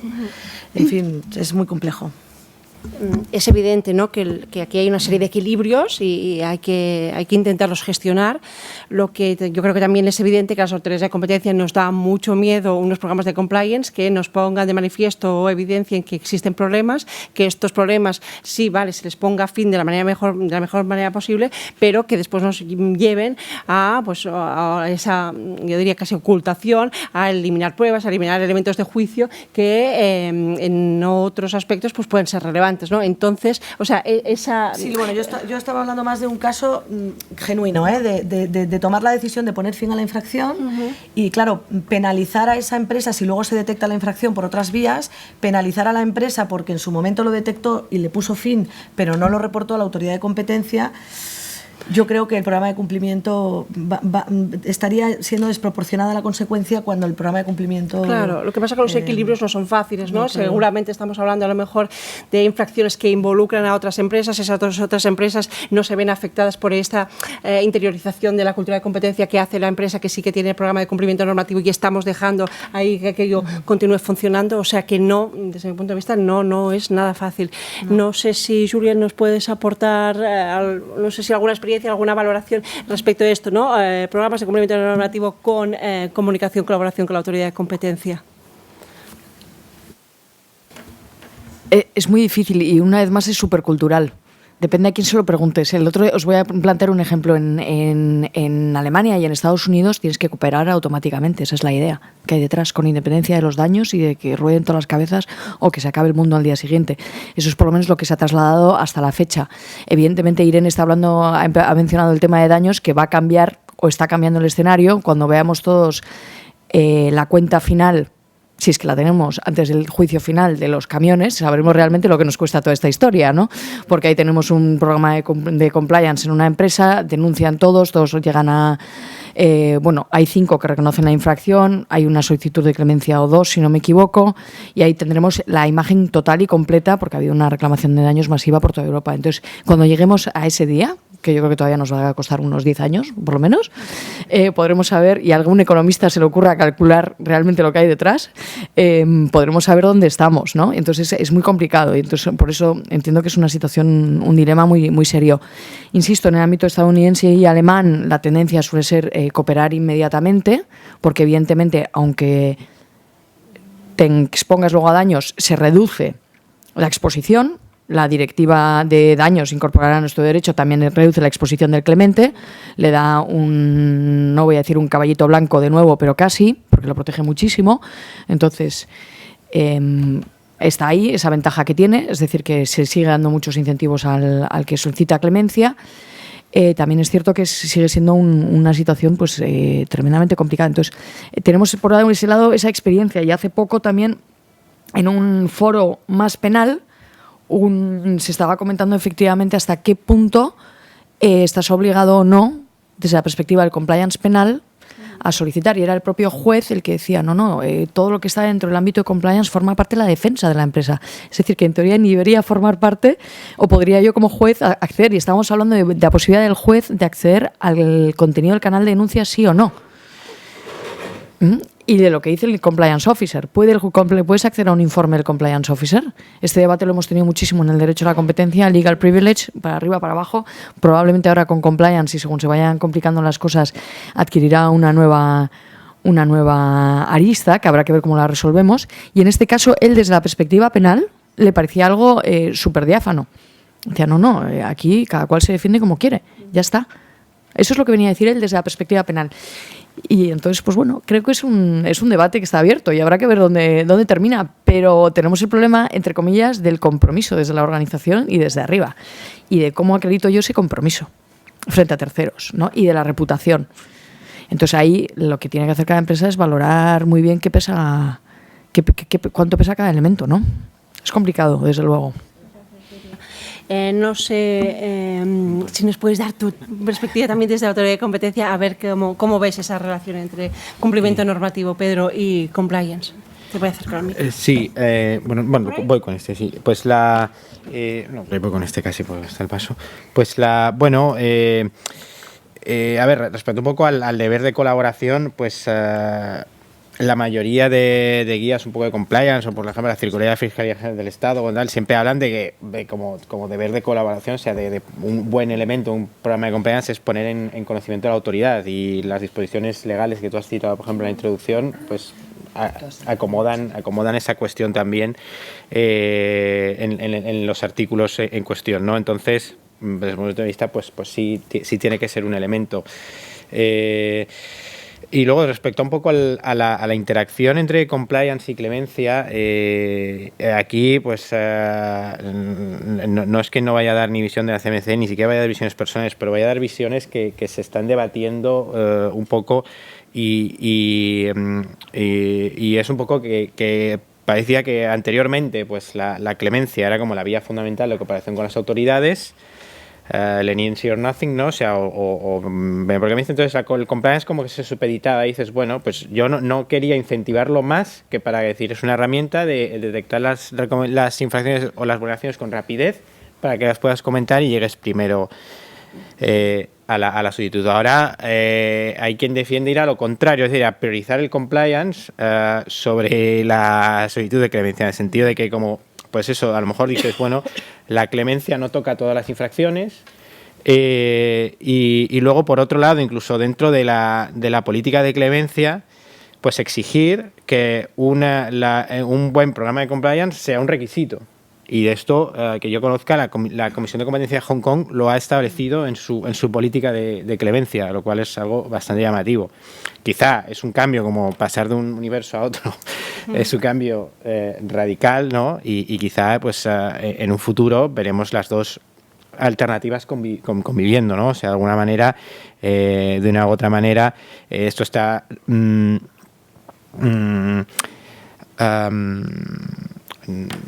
consonancia con un poco la idea que has dicho tú, Susana, en la introducción, de que no existe el riesgo cero, con lo cual pues todo tiene que decir, si una empresa no tiene, digamos, o detecta una infracción, pero no ha llegado primero a la clemencia, entonces ya se descarta totalmente o tal, pues efectivamente es como decir, asumir un riesgo cero y una perfección en la organización empresarial que es complicada, ¿no? Entonces, resulta llamativo un poco este debate, pero yo creo que no está cerrado, digamos, estamos todavía aprendiendo un poco a cómo ambas herramientas pueden convivir juntas. Muchas gracias, Pedro. No sé qué os parecería ahora si pasamos, intentamos tocar el tema que yo antes he anunciado, creo que nos está dando a todos bastantes quebraderos de cabeza en cuanto a esos programas de compliance, en qué momento, si antes, después, durante, si tiene la virtualidad de sí o no, circunstancia atenuante, elemento modulador de la sanción. También es verdad que hemos dicho mudanzas internacionales, en este caso no aplica, pero parece que podría aplicar, pero después miramos la multa que se impone y el porcentaje que se impone de sanción a la empresa que alega el programa de compliance es menor. No sabemos si viene vinculado a esto o no, o sea, ahí hay, ¿no?, todo un poco de bueno, pues que a lo mejor sería mucho mejor tener unas guías que nos permitieran dar más luz sobre esto. Es verdad que después de la comunicación de sanciones, la publicación de guías, pues es una cosa terrorífica que a todos nos da mucho miedo. Entonces, bueno, un poco quería saber cuál era vuestra aproximación, cómo lo entendéis y cómo lo fundamentaríais, ¿no? O sea, el tema de las circunstancias atenuantes en cuanto al programa de compliance. No sé. La verdad que bueno, yo es que aquí quizás soy bastante pragmática. Yo creo que el programa de compliance, o sea, tiene que haber por parte de las autoridades de competencia también un mensaje de que el programa de compliance, independientemente del momento en que se adopte, y vuelvo a que sea un programa genuino y con medidas efectivas y que y que la propia compañía se lo crea, que no sea un papel mojado, tiene que servir, independientemente del momento en el que servirá más, servirá menos, se analizarán las circunstancias, si es que se había adoptado antes y no se estaba ejecutando de manera correcta, o se ejecuta o se pone en marcha en el momento en el que se detecta la infracción porque otra empresa del sector ha pedido clemencia, y en ese momento se pone en marcha el programa de compliance, también tiene que ser útil. Durante la investigación también. Yo creo que pero sobre todo porque creo que las autoridades de competencia también tienen que dar ese mensaje de que se creen que las empresas tienen que poner en marcha una cultura de cumplimiento. Entonces, si resulta que pones en marcha un programa de cumplimiento y no tiene un mínimo impacto en la investigación en marcha, cuando lo que busca sobre todo es prevenir la repetición de infracciones en el futuro, hombre, yo creo que debería ser atenuante en todos los casos, si es serio, y hay medidas de monitorización, incluso por la propia autoridad de competencia, que tenga la posibilidad de reabrir un caso o de incluso de ponerlo como condición de cumplimiento de una resolución, y si no se cumple, oye, pues como pasa con las decisiones de compromisos de artículo 9 a nivel comunitario, que si se incumplen, pues ahí no solamente hay una investigación nueva, no ya por la infracción originaria, sino por incumplimiento de una decisión que va a la infracción más grave, ¿no? O sea, la sanción más grave. Yo creo que ahí, en fin, yo creo que ahí no tengo dudas. No tengo dudas de que se tiene que reconocer validez al programa de cumplimiento, perdón, independientemente del momento en que se adopte. Siempre que sea genuino y eficaz, claro. Por aquí, ¿cómo lo veis? De otra manera, ¿no?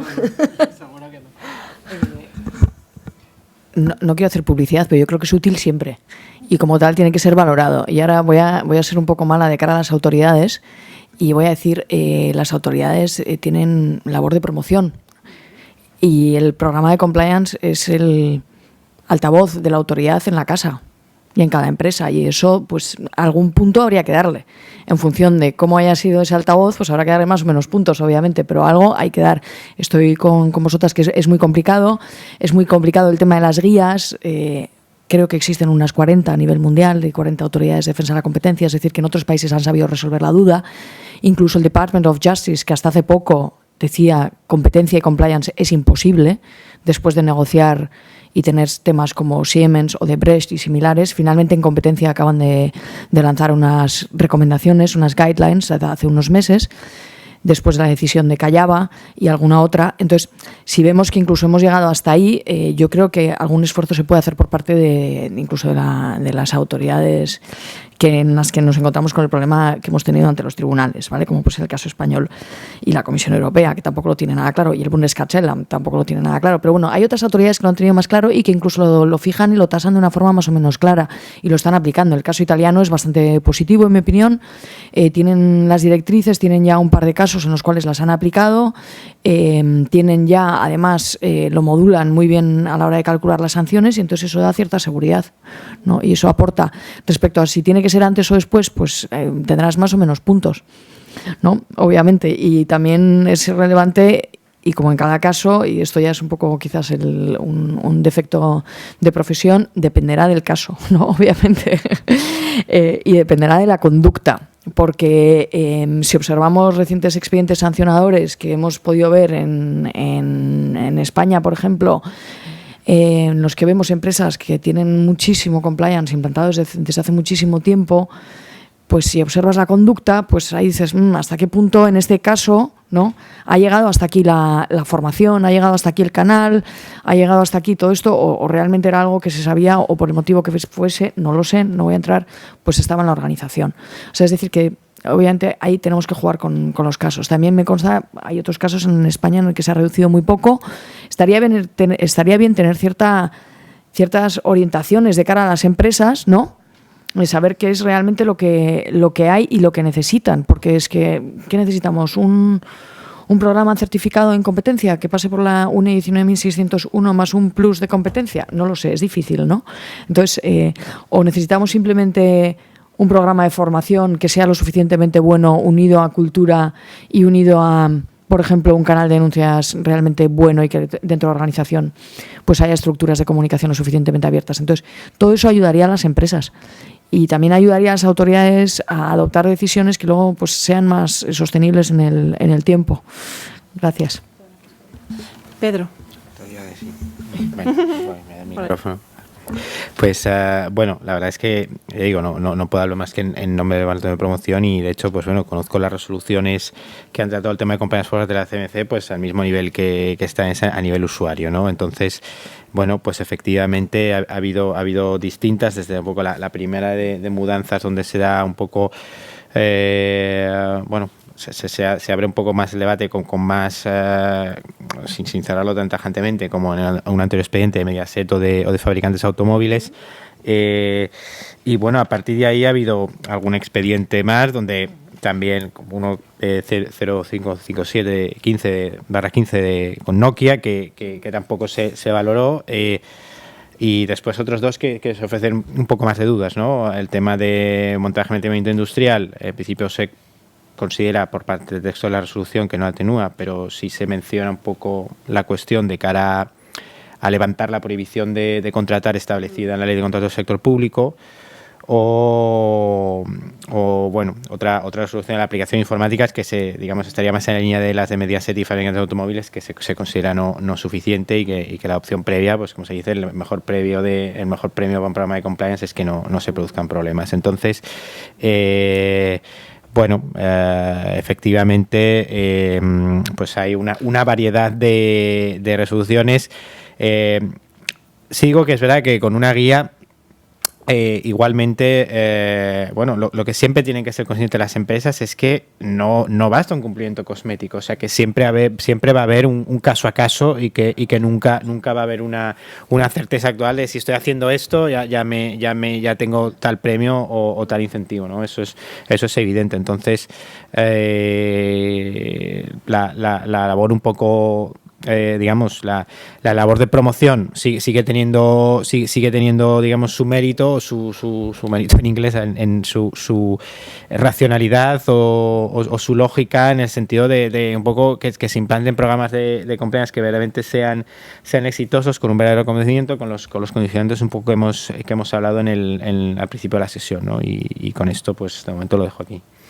Si me permites, luego estáis comentando los casos que son todos de cárteles, y la semana pasada la CNMC publicó el caso de Bayan, que es bastante sorprendente porque no queda claro, creo que clarifica más el voto particular que la resolución. Parece que le da cierta importancia al programa de compliance que había puesto en marcha la empresa, pero bueno, las multas son bastante bajas, era un tema de distribución, era un tema de fijación de precios y de ventas pasivas en apariencia, porque tampoco se explica muy bien, pero resulta que parece que se subraya el hecho de que la compañía, cuando se empieza a investigar, pone en marcha un programa de cumplimiento, modifica los contratos, lo comunica a los clientes, les dice que ya se quedan sin efecto las cláusulas, y menciona expresamente un programa de cumplimiento. Y luego parece que al final no lo tiene en cuenta el programa de cumplimiento, que el voto particular dice que sí que lo tiene en cuenta. O sea, es una cosa muy confusa. Entonces yo, leyéndomelo, pensando que nos iba a dar ya la clave a partir de ahora sobre lo que pensaba la CNMC sobre los programas de compliance, y no sé si me he quedado peor que antes. Sí. Sí, realmente también desde la posición usuario de las resoluciones de la CNMC no sale una filosofía clara de cuál ha de ser el posicionamiento. A mí me gustaría involucrar un poco a Julieta en esta discusión, y en el sentido de, desde el punto de un compliance officer, ¿cómo lo ves? Es decir, ¿es tanto el punto de un posible atenuante, un posible elemento modulador de la sanción? ¿Es tanto el beneficio asociado a esto y la sensibilización para la compañía? ¿O estamos en una cultura de, bueno, pues instar al cumplimiento normativo, de filosofía, ¿no? Y entonces esto, pues sí, esto va a ser un adicional, esto puede ser un además, pero la exigencia, ¿no?, corporativa, pues la tenemos con la cultura de cumplimiento. Un poco quería saber cuál es el feeling desde el punto de compañías empresarial sobre este valor adicional que podría tener una circunstancia atenuante. Gracias. A ver, es que no puedo estar más de acuerdo con lo que comentaron tanto Irene como Julia, ¿no? Al final, si tú tienes implantado un programa de compliance que es eficaz, creo que el momento en el que lo hayas implantado, lo único que debería de valerte, tal y como dijo Julia, no es para que tengas más o menos puntos, pero sí que creo que debería tenerse en cuenta. Y además no solo eso, o sea, no solo como un atenuante, si yo es que hasta me atrevería a decir que como una eximente, ¿no? Efectivamente, en algunos casos, sobre todo porque sí que es verdad que puede darse, o sea, el sistema de compliance está implementado, pero siempre puede haber un uso fraudulento por parte de personas dentro de la organización del propio sistema. Entonces tú pones todos los medios, ¿no?, para evitar que las sanciones o que los incumplimientos ocurran dentro de tu organización, generas, ¿no?, esa cultura, lo promueves, hacemos, ¿no?, de altavoces de lo que es la promoción, no solo en materia de competencias, sino en otras áreas también de cumplimiento normativo. Y bueno, pues en organizaciones grandes siempre hay de todo, ¿no? Estoy de acuerdo que habría que empezar obviamente por los procesos de selección, ¿no?, con los valores y seleccionando a personas que cumplan, que sean acordes a los valores que promueve la propia compañía, pero bueno, pues a veces pasa. Y bueno, si tu programa de compliance es eficaz y detectas que lo que ha ocurrido ha sido de manera fraudulenta, sí que creo que debería tenerse en cuenta a la hora de incluso plantearnos una eximente, ¿no? Y especialmente si la empresa ha respondido inmediatamente cambiando esos procesos y actualizándolos para incluso mejorarlos y evitar que pueda volverse a cometer esa infracción de manera fraudulenta. Gracias, Julieta. Evidentemente, como hemos dicho aquí ya varias veces, ¿no?, esto va a ser caso a caso e intentar entender cada uno de los asuntos cómo han sucedido. Estamos hablando de lobos solitarios dentro de la organización o estamos hablando de intentar compaginar, ¿no?, la cultura de la empresa con el cumplimiento normativo, pero también con la obtención de determinado resultado empresarial y que nos importan menos determinadas cosas. Entonces, todo esto como involucra seguramente pues casos así como más aislados que no afecten a la parte más directiva, más de la organización, nos van a ser más fáciles, ¿no?, de poder asumir como circunstancias atenuantes. Y lo que decíamos antes, ¿no?, el riesgo cero del programa de compliance, yo creo que no deberíamos estar tan allá con este nivel de exigencia. Os quería también preguntar, porque cuando convocamos esta sesión pedimos a las personas que iban a asistir que nos hicieran toda una serie de preguntas que querían trasladar a la mesa, sin perjuicio que ahora lo hagamos de nuevo, pero a mí ha habido una que me ha llamado la atención, que decía: ¿existe una relación entre códigos éticos o comportamientos generales y de manera que organizaciones, patronales, asociaciones puedan intentar hacer asumir a sus asociados y los programas de compliance? ¿Creéis que hablamos de cosas completamente diferentes? O sea, os pediría sobre relación entre códigos éticos o autoimposiciones a nivel de asociaciones, de patronales, que se impongan o que se intenten estimular, y los programas de compliance. Julieta, si quieres.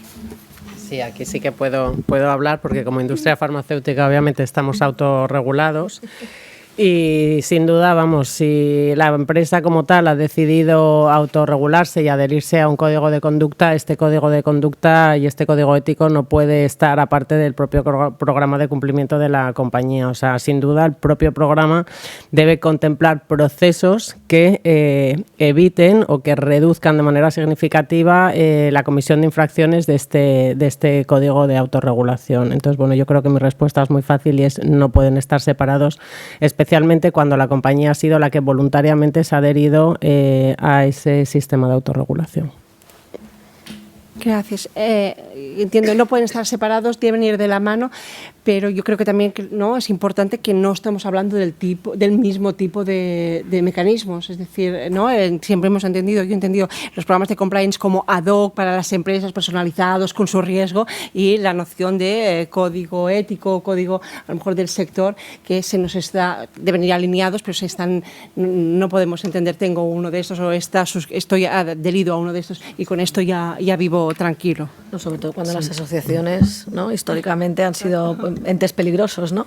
Sí, entonces, evidentemente es un punto, yo creo que además es importante porque Hay empresas que no tienen un programa de cumplimiento en la compañía o lo tienen, digamos, no tan elaborado como lo puede tener la empresa donde trabajas, pero que en una asociación, que además en España, yo no sé si es una cosa de España, pero es que levantas una piedra y salen 200 asociaciones, lo hay para todo, que en la propia asociación haya también una cultura de que cuando se ven los competidores en la misma habitación, pues que sean conscientes de que no se pueden hablar de determinadas cosas, de que no se pueden recomendar determinadas cosas, etcétera. Pero evidentemente va a ser un programa completamente distinto, pero tienen que ir de la mano. Y yo creo que es un buen punto de partida, o digamos un buen complemento de la propia programa de cumplimiento en la compañía, pues que haya también un programa de cumplimiento allí donde los competidores se reúnen, que además se reúnen con bastante frecuencia. Por aquí, Perdón. Irene lo ha dicho de una forma muy clara, son entes muy peligrosos. No sé si hay alguien aquí de alguna asociación, no quiero hablar mal, pero bien. Que los propios códigos éticos, a veces... Claro, es lo que estábamos comentando. Claro, y pueden servir para canalizar, pueden servir. Yo me acuerdo, tuve un caso hace 1000 años, les entrevistábamos al directivo y nos decía, pero si esto lo hacemos por medio ambiente. Y yo, ya, sí, pero también no habéis visto el tema de competencia, ¿no? Y finalmente, obviamente, la Comisión Europea pues confirmó eso, ¿no? Que estaban haciendo algo bien por un lado, pero por el otro lado no lo estaban haciendo tan bien. Entonces, hay que tener ahí un poco de cuidado, y las asociaciones, efectivamente, son organismos que pueden ser tremendamente útiles para todos los sectores, pero habrá que analizar desde la perspectiva de compliance. A mí me gusta mucho ampliar el chequeo que hago a la hora de seleccionar a un alto directivo o a una persona de ventas y ver cuáles son sus valores. Pues también lo puedo hacer con una asociación y con cualquier business partner, ¿no? Si lo voy a hacer con mis proveedores, ¿por qué no lo hago con las asociaciones? ¿Por qué no estudio qué hace, por qué van todas las semanas? Porque, como dice Irene, se reúnen con cierta frecuencia, yo no lo sé. Yo nunca voy al colegio de abogados, pero bueno, lo que quiero decir es qué sentido tiene todo esto, y qué sentido tiene la organización, ¿no? Y qué sentido tiene esa perspectiva de competencia. Y entonces, si hacemos ese chequeo previo, podemos realmente entender muchas cosas, y es muy recomendable desde la perspectiva de compliance centrarnos ahí. Lo mismo que es muy recomendable competencia y recursos humanos, que es algo que se nos olvida en muchas ocasiones, ¿no? Se nos olvida mucho, lo ha planteado Julieta, pero ahí es una auténtica mina desde la perspectiva de compliance entrar en recursos humanos y ver lo que está pasando ahí, ¿no? Gracias a todas.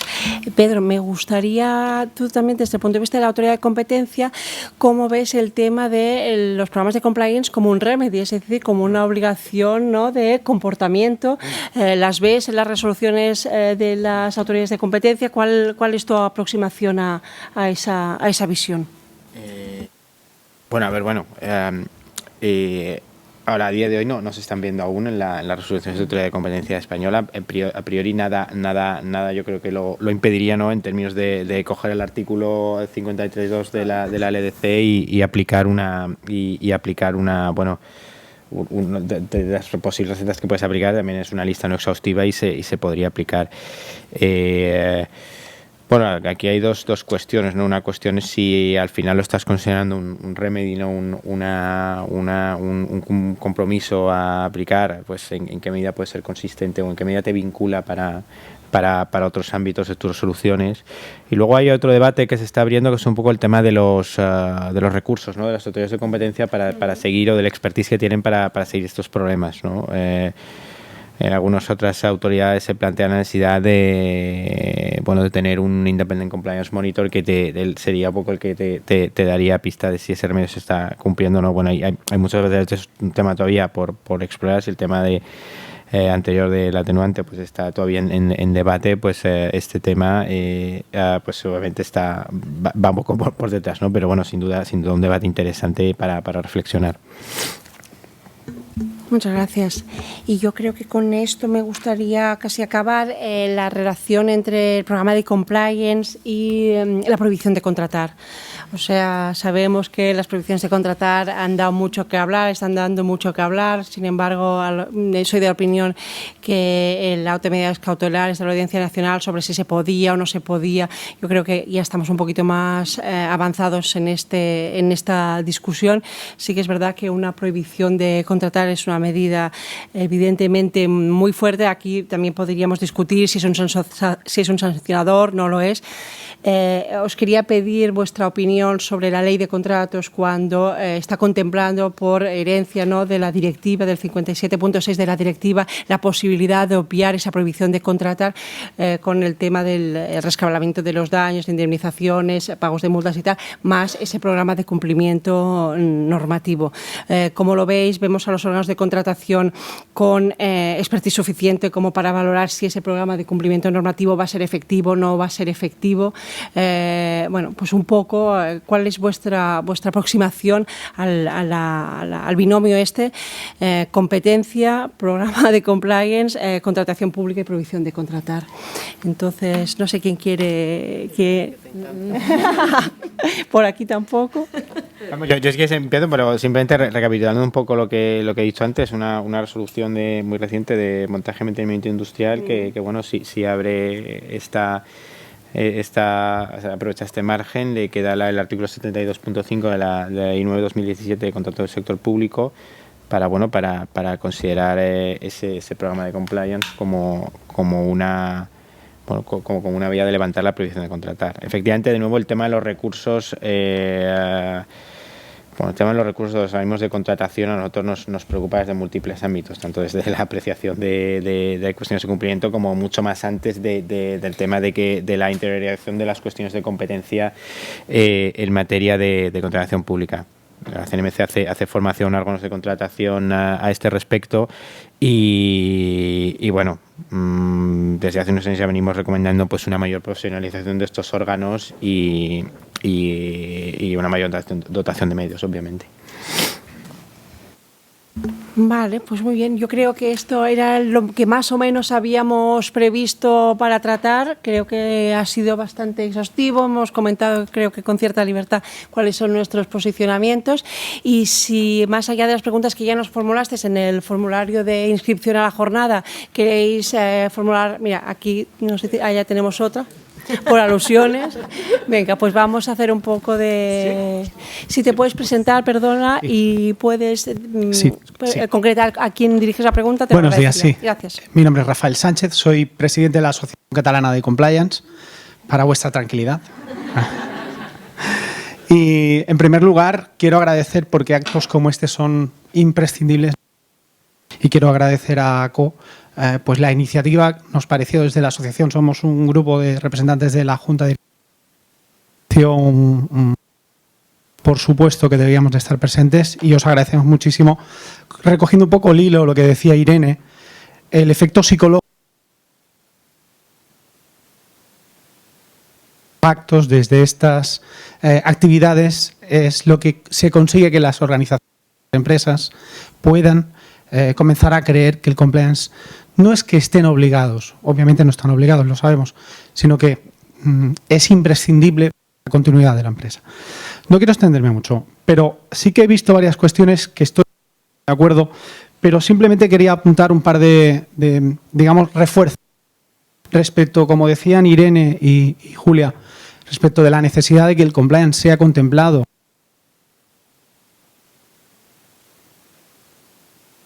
atenuante o esto va bueno es que no sé dónde ponerme. Bueno, no pasa nada, no pasa nada. Creo que aquí mi deformación profesional me juega una mala pasada, lo confieso. Soy abogado penalista, profesión, además con su de compliance. Entonces, comparación entre senadores, procedimientos, quien puede lo más, derecho más puede lo menos. El ordenamiento jurídico penal se está estableciendo, ¿por qué no? Sancionador que bebe y se inspira de los principios sancionadores del propio procedimiento penal. Entonces, que obviamente se tenga en cuenta también para el ejemplo la punta de lanza, las propias autoridades, la punta de lanza para que las empresas crean en esto. Y luego otra cuestión, que creo que esto ya también depende de la cultura de cada empresa, pero el código ético, estoy totalmente de acuerdo con Julieta, el código ético tiene que ir de la mano de lo que es el programa de compliance o la política de compliance y del régimen sancionador, pero para mí nace del análisis de riesgos. ¿Cómo voy a prohibir algo si no sé qué es lo que tengo que prohibir? ¿Cómo voy a contemplar cuáles son las conductas que mis empleados deben de respetar si no he hecho el previo análisis y he identificado las zonas grises donde se pueden dar estas circunstancias? Por tanto, necesariamente uno nace del otro y sin ese análisis de riesgos no puedo. Y de hecho ves muchas empresas que cuando vas a hacerle la consulta, no, yo tengo un código ético, entonces tendrá un programa de compliance. No, ¿cómo que no? Se la ha cogido de internet, se la ha bajado de Amazon seguramente, se la ha bajado por 50. Oiga, no, hay que ser serio. Y un programa eficaz, como decíamos antes, o decíais antes, debe ser un programa que, además de disponer de todo lo que el 31 bis nos dice, tenemos que tener una visión mucho más allá del Código Penal. Y en este sentido creo que la conducta tiene que contemplar el análisis de riesgos con el contexto, con la dimensión que creamos nosotros, incluso más allá del propio Código Penal. Simplemente, disculpad que al final me he alargado demasiado, como siempre, porque como abogado, cuando cojo un micrófono, soy terrible. Muchas gracias y de nuevo enhorabuena por la iniciativa. Muchas gracias. Yo no sé si alguien quiere dar o simplemente estamos conforme con lo que estamos diciendo. Yo creo que el tema del eximente, estamos muy lejos de esto, sinceramente. Tenemos... Es que va unido a las conductas. Va unido a las conductas. Es el problema básico. Exacto. La conducta de competencia es lo que tiene. Exacto. No es un... Bueno, igual en contratación pública igual sí, dependiendo del caso, pero no es un comercial de una empresa pagando un soborno a un funcionario del ayuntamiento X perdido en una provincia. Igual en contratación pública sí, una colusión, hay algo pequeñito en algún sitio. Lo que quiero decir es que en muchas ocasiones la conducta está muy unida a la actividad de la empresa y entonces ese es por lo menos el resquemor de las autoridades. Obviamente que sería maravilloso que fuese un eximente, está claro, pero entonces tenemos que tener un superprograma y tenemos que tener un mini ilícito que realmente pueda encuadrar dentro de la organización y que se trate de una oveja negra de la que ha hablado antes Julieta, que se trate de alguien que ha usado de forma fraudulenta o ha evitado de forma fraudulenta los mecanismos establecidos en la empresa. Tenemos que llegar ahí y entonces, dependiendo de las conductas que detectamos a día de hoy, que no sé cómo será el futuro, obviamente, porque estamos en un momento muy preliminar en el que estamos valorando compliance, puede que todo esto evolucione, evidentemente, ¿no? Pero creo que ahí es donde tenemos la dificultad. Y si miramos la mayoría de las resoluciones sancionadoras, y vemos en estos momentos que parte también del problema del riesgo de detección y del nivel de detección suelen ser conductas tan palmarias en la mayoría de los casos, salvo cuando se trata de una clemencia muy gris, que puede pasar en casos de intercambio de información, pero el resto de casos son tan palmarios, ¿no?, que hay que hablar de realmente eximentes, pues ojalá, no sé cómo se puede encuadrar eso, pero habrá que verlo cómo evolucionamos. Ojalá lleguemos a eso.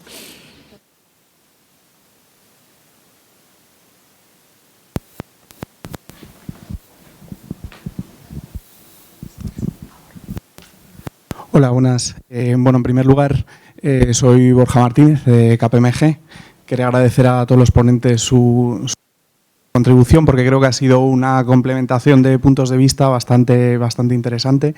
Y solo quería plantear 3 cuestiones, ¿no? Los requisitos del compliance sí que echan falta uno, que es la detección proactiva. Es decir, la detección muchas veces se vincula al canal de denuncias, pero en una conducta como esta, donde el riesgo está difuminado a través de todos los niveles de la empresa, es decir, que te puede saltar un señor de recursos humanos con una secretaria, un abanico, que en los programas de compliance se contemple que la empresa va a hacer un análisis proactivo de los riesgos. No sé si tiene que ser revisando ordenadores, actividad de cada departamento, porque si no, es muy difícil, primero, actualizar el mapa de riesgos. O sea, hay empresas que claro, piensas en compliance y se te va a cártel, ¿no? Pero a veces el problema no está en un cártel del señor de ventas, a lo mejor es que tienes un cártel en el departamento de recursos humanos porque resulta que es que el señor de recursos humanos tiene un pacto de no agresión con la firma rival, ¿no? Entonces, es muy importante, creo, esa pata en un buen programa de compliance. En segundo lugar, creo que también cuando nos planteamos cuestiones como la disciplina o la obligación de ir a clemencia, creo que hay que tener en cuenta en algún caso donde el director del Mundial de Legal quería despedir al directivo, era un vicepresidente senior, y resulta que le tenía que promocionar, porque por derecho laboral no le podía despedir, porque habían pasado más de 6 meses desde los hechos, hacía 2 años de los hechos, el señor estaba en otro país haciendo otras cosas, lo había hecho muy bien y había que promocionarle. Entonces dices, claro, es que yo no le puedo despedir porque se ha pasado el plazo que tengo para despedirle por esta infracción, porque hace más de 2 años que no está involucrado en los hechos. Con lo cual, encima le tenía que premiar. Y tenía un problema porque decía, tengo una política, quiero...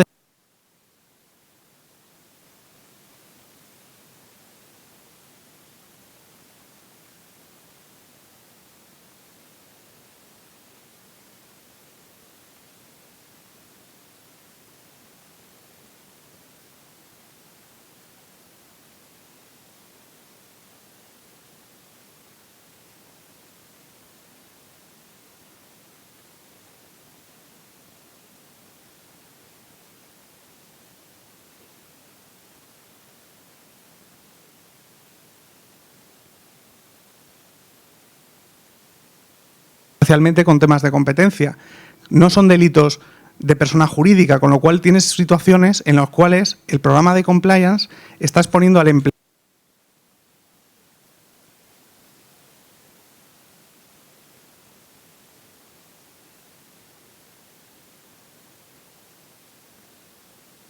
Que yo creo que es un foro que este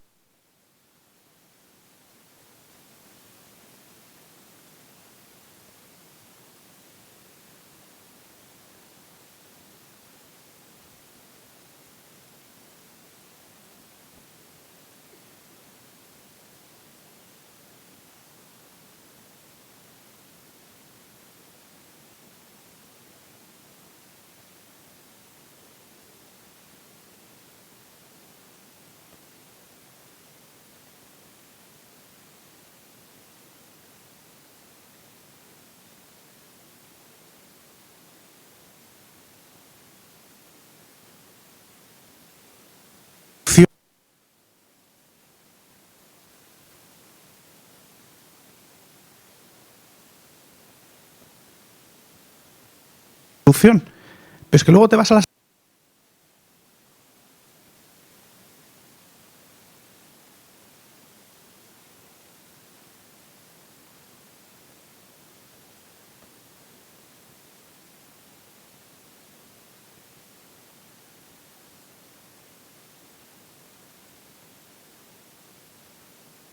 particular que se aplica un atenuante del 0,2 cuando por otra causa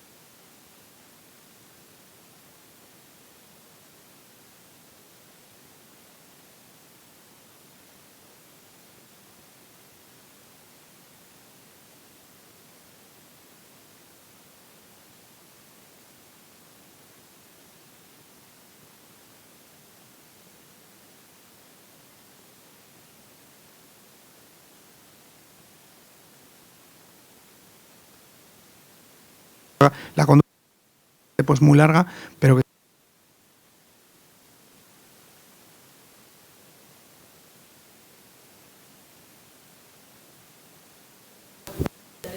de competencia, tiene su guía, que bueno, ya veremos con qué voluntad la aplica o no la aplica, pero tiene una guía que es muy útil, porque además en la parte de lo que es programas de cumplimiento, bueno, da pistas, bueno, es como las guías de las autoridades de competencia, que no terminan de ser del todo exhaustivas, pero bueno. Pedro, no sé si por alusiones quieres tocar un poco. Si no, yo voy a hacer... Tú di. Sí, bueno, yo digo simplemente pues que bueno, he citado esa resolución, efectivamente hay ese voto particular y poco tengo más que añadir. Vamos, la verdad es que el literal de la resolución dice que no se ha tenido en cuenta. Después de hacer... Ya. El voto particular se dice la multa es X, resuelve que la multa sea X menos el 0,2%. Que las dos empresas que han alegado con el directivo de una de ellas aplican el mismo porcentaje, o sea, existe el mismo gap, que no existe ninguna otra empresa, que es llamativo, dices que no, pero luego la realidad es que sí. Eso es lo que llama la atención. Sí, realmente yo creo que las autoridades de competencia están haciendo mucho foco y muy fuertes en tema de promoción. Yo creo que es claro, tenemos la guía, tenemos los diálogos de compliance de la CNMC, que creo que 10 o 12 sesiones deben llevar ya durante 3 años.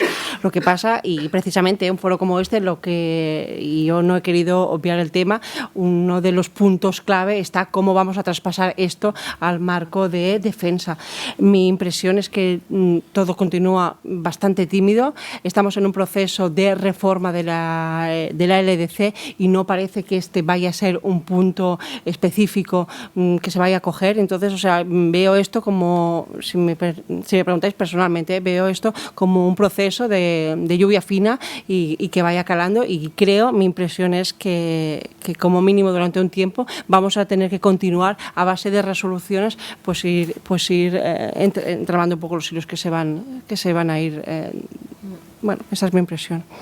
Vale, no sé si teníamos algún... Sí.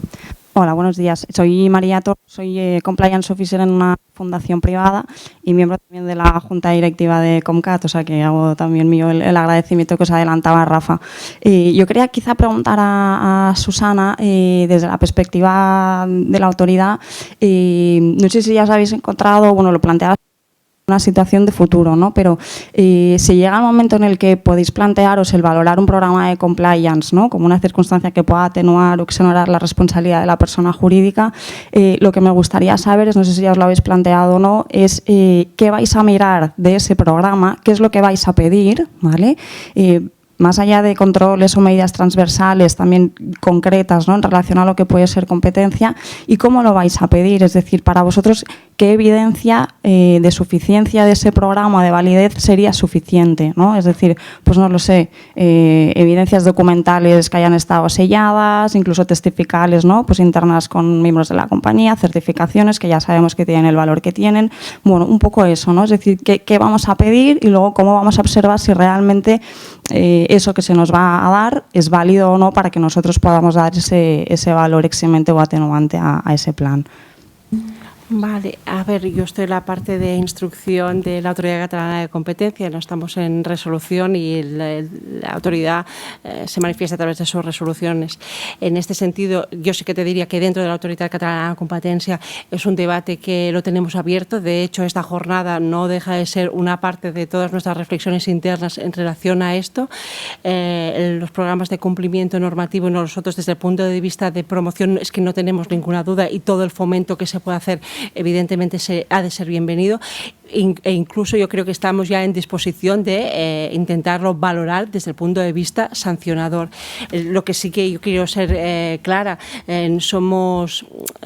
nos da, yo creo que incluso puedo decir reparo, no caer en una trampa, es decir, los programas de cumplimiento han de ser efectivos programas de cumplimiento, no queremos dar ninguna cancha a programas cosméticos, a soluciones que no son solución para nada, que simplemente son manuales y papeles o certificados que están en un cajón, y entonces ahí está nuestra dificultad, y lo reconozco, yo creo que es una dificultad interna. Antes Pedro también hacía referencia, ¿no?, a si es necesaria una figura independiente que pueda ayudarnos a las autoridades de competencia a hacer esa valoración, y yo más que esto poco te puedo decir. Desde mi punto de vista, ante una alegación de que se cuenta con un programa de compliance, habrá que valorar esa alegación.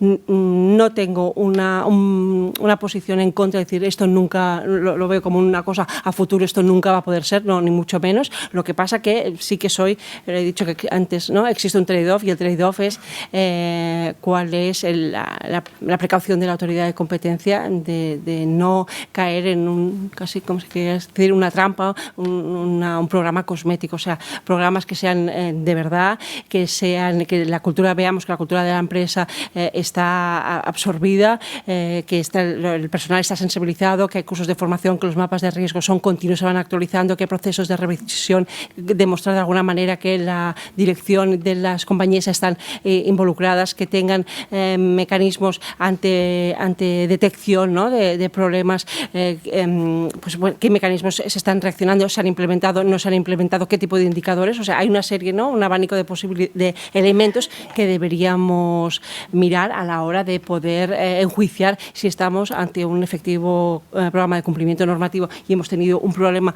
focalizado, o simplemente, bueno, pues yo saco esto a ver si por aquí tengo un poco de suerte en el marco del sancionador y me voy con un poquito menos de multa. O sea, ese es el punto en el que estamos actualmente. Gracias. No sé si hay algo más. Yo creo que estamos. Son casi las 2 de un viernes, o sea que yo creo que lo podemos dar por concluïdo. Moltíssimes gràcies a tots els assistents, evidentment als nostres ponents. Ha sigut un plaer parlar amb vosaltres una bona estona sobre això i quedem a la vostra disposició per qualsevol comentari que tingueu sobre aquests temes. Moltíssimes gràcies.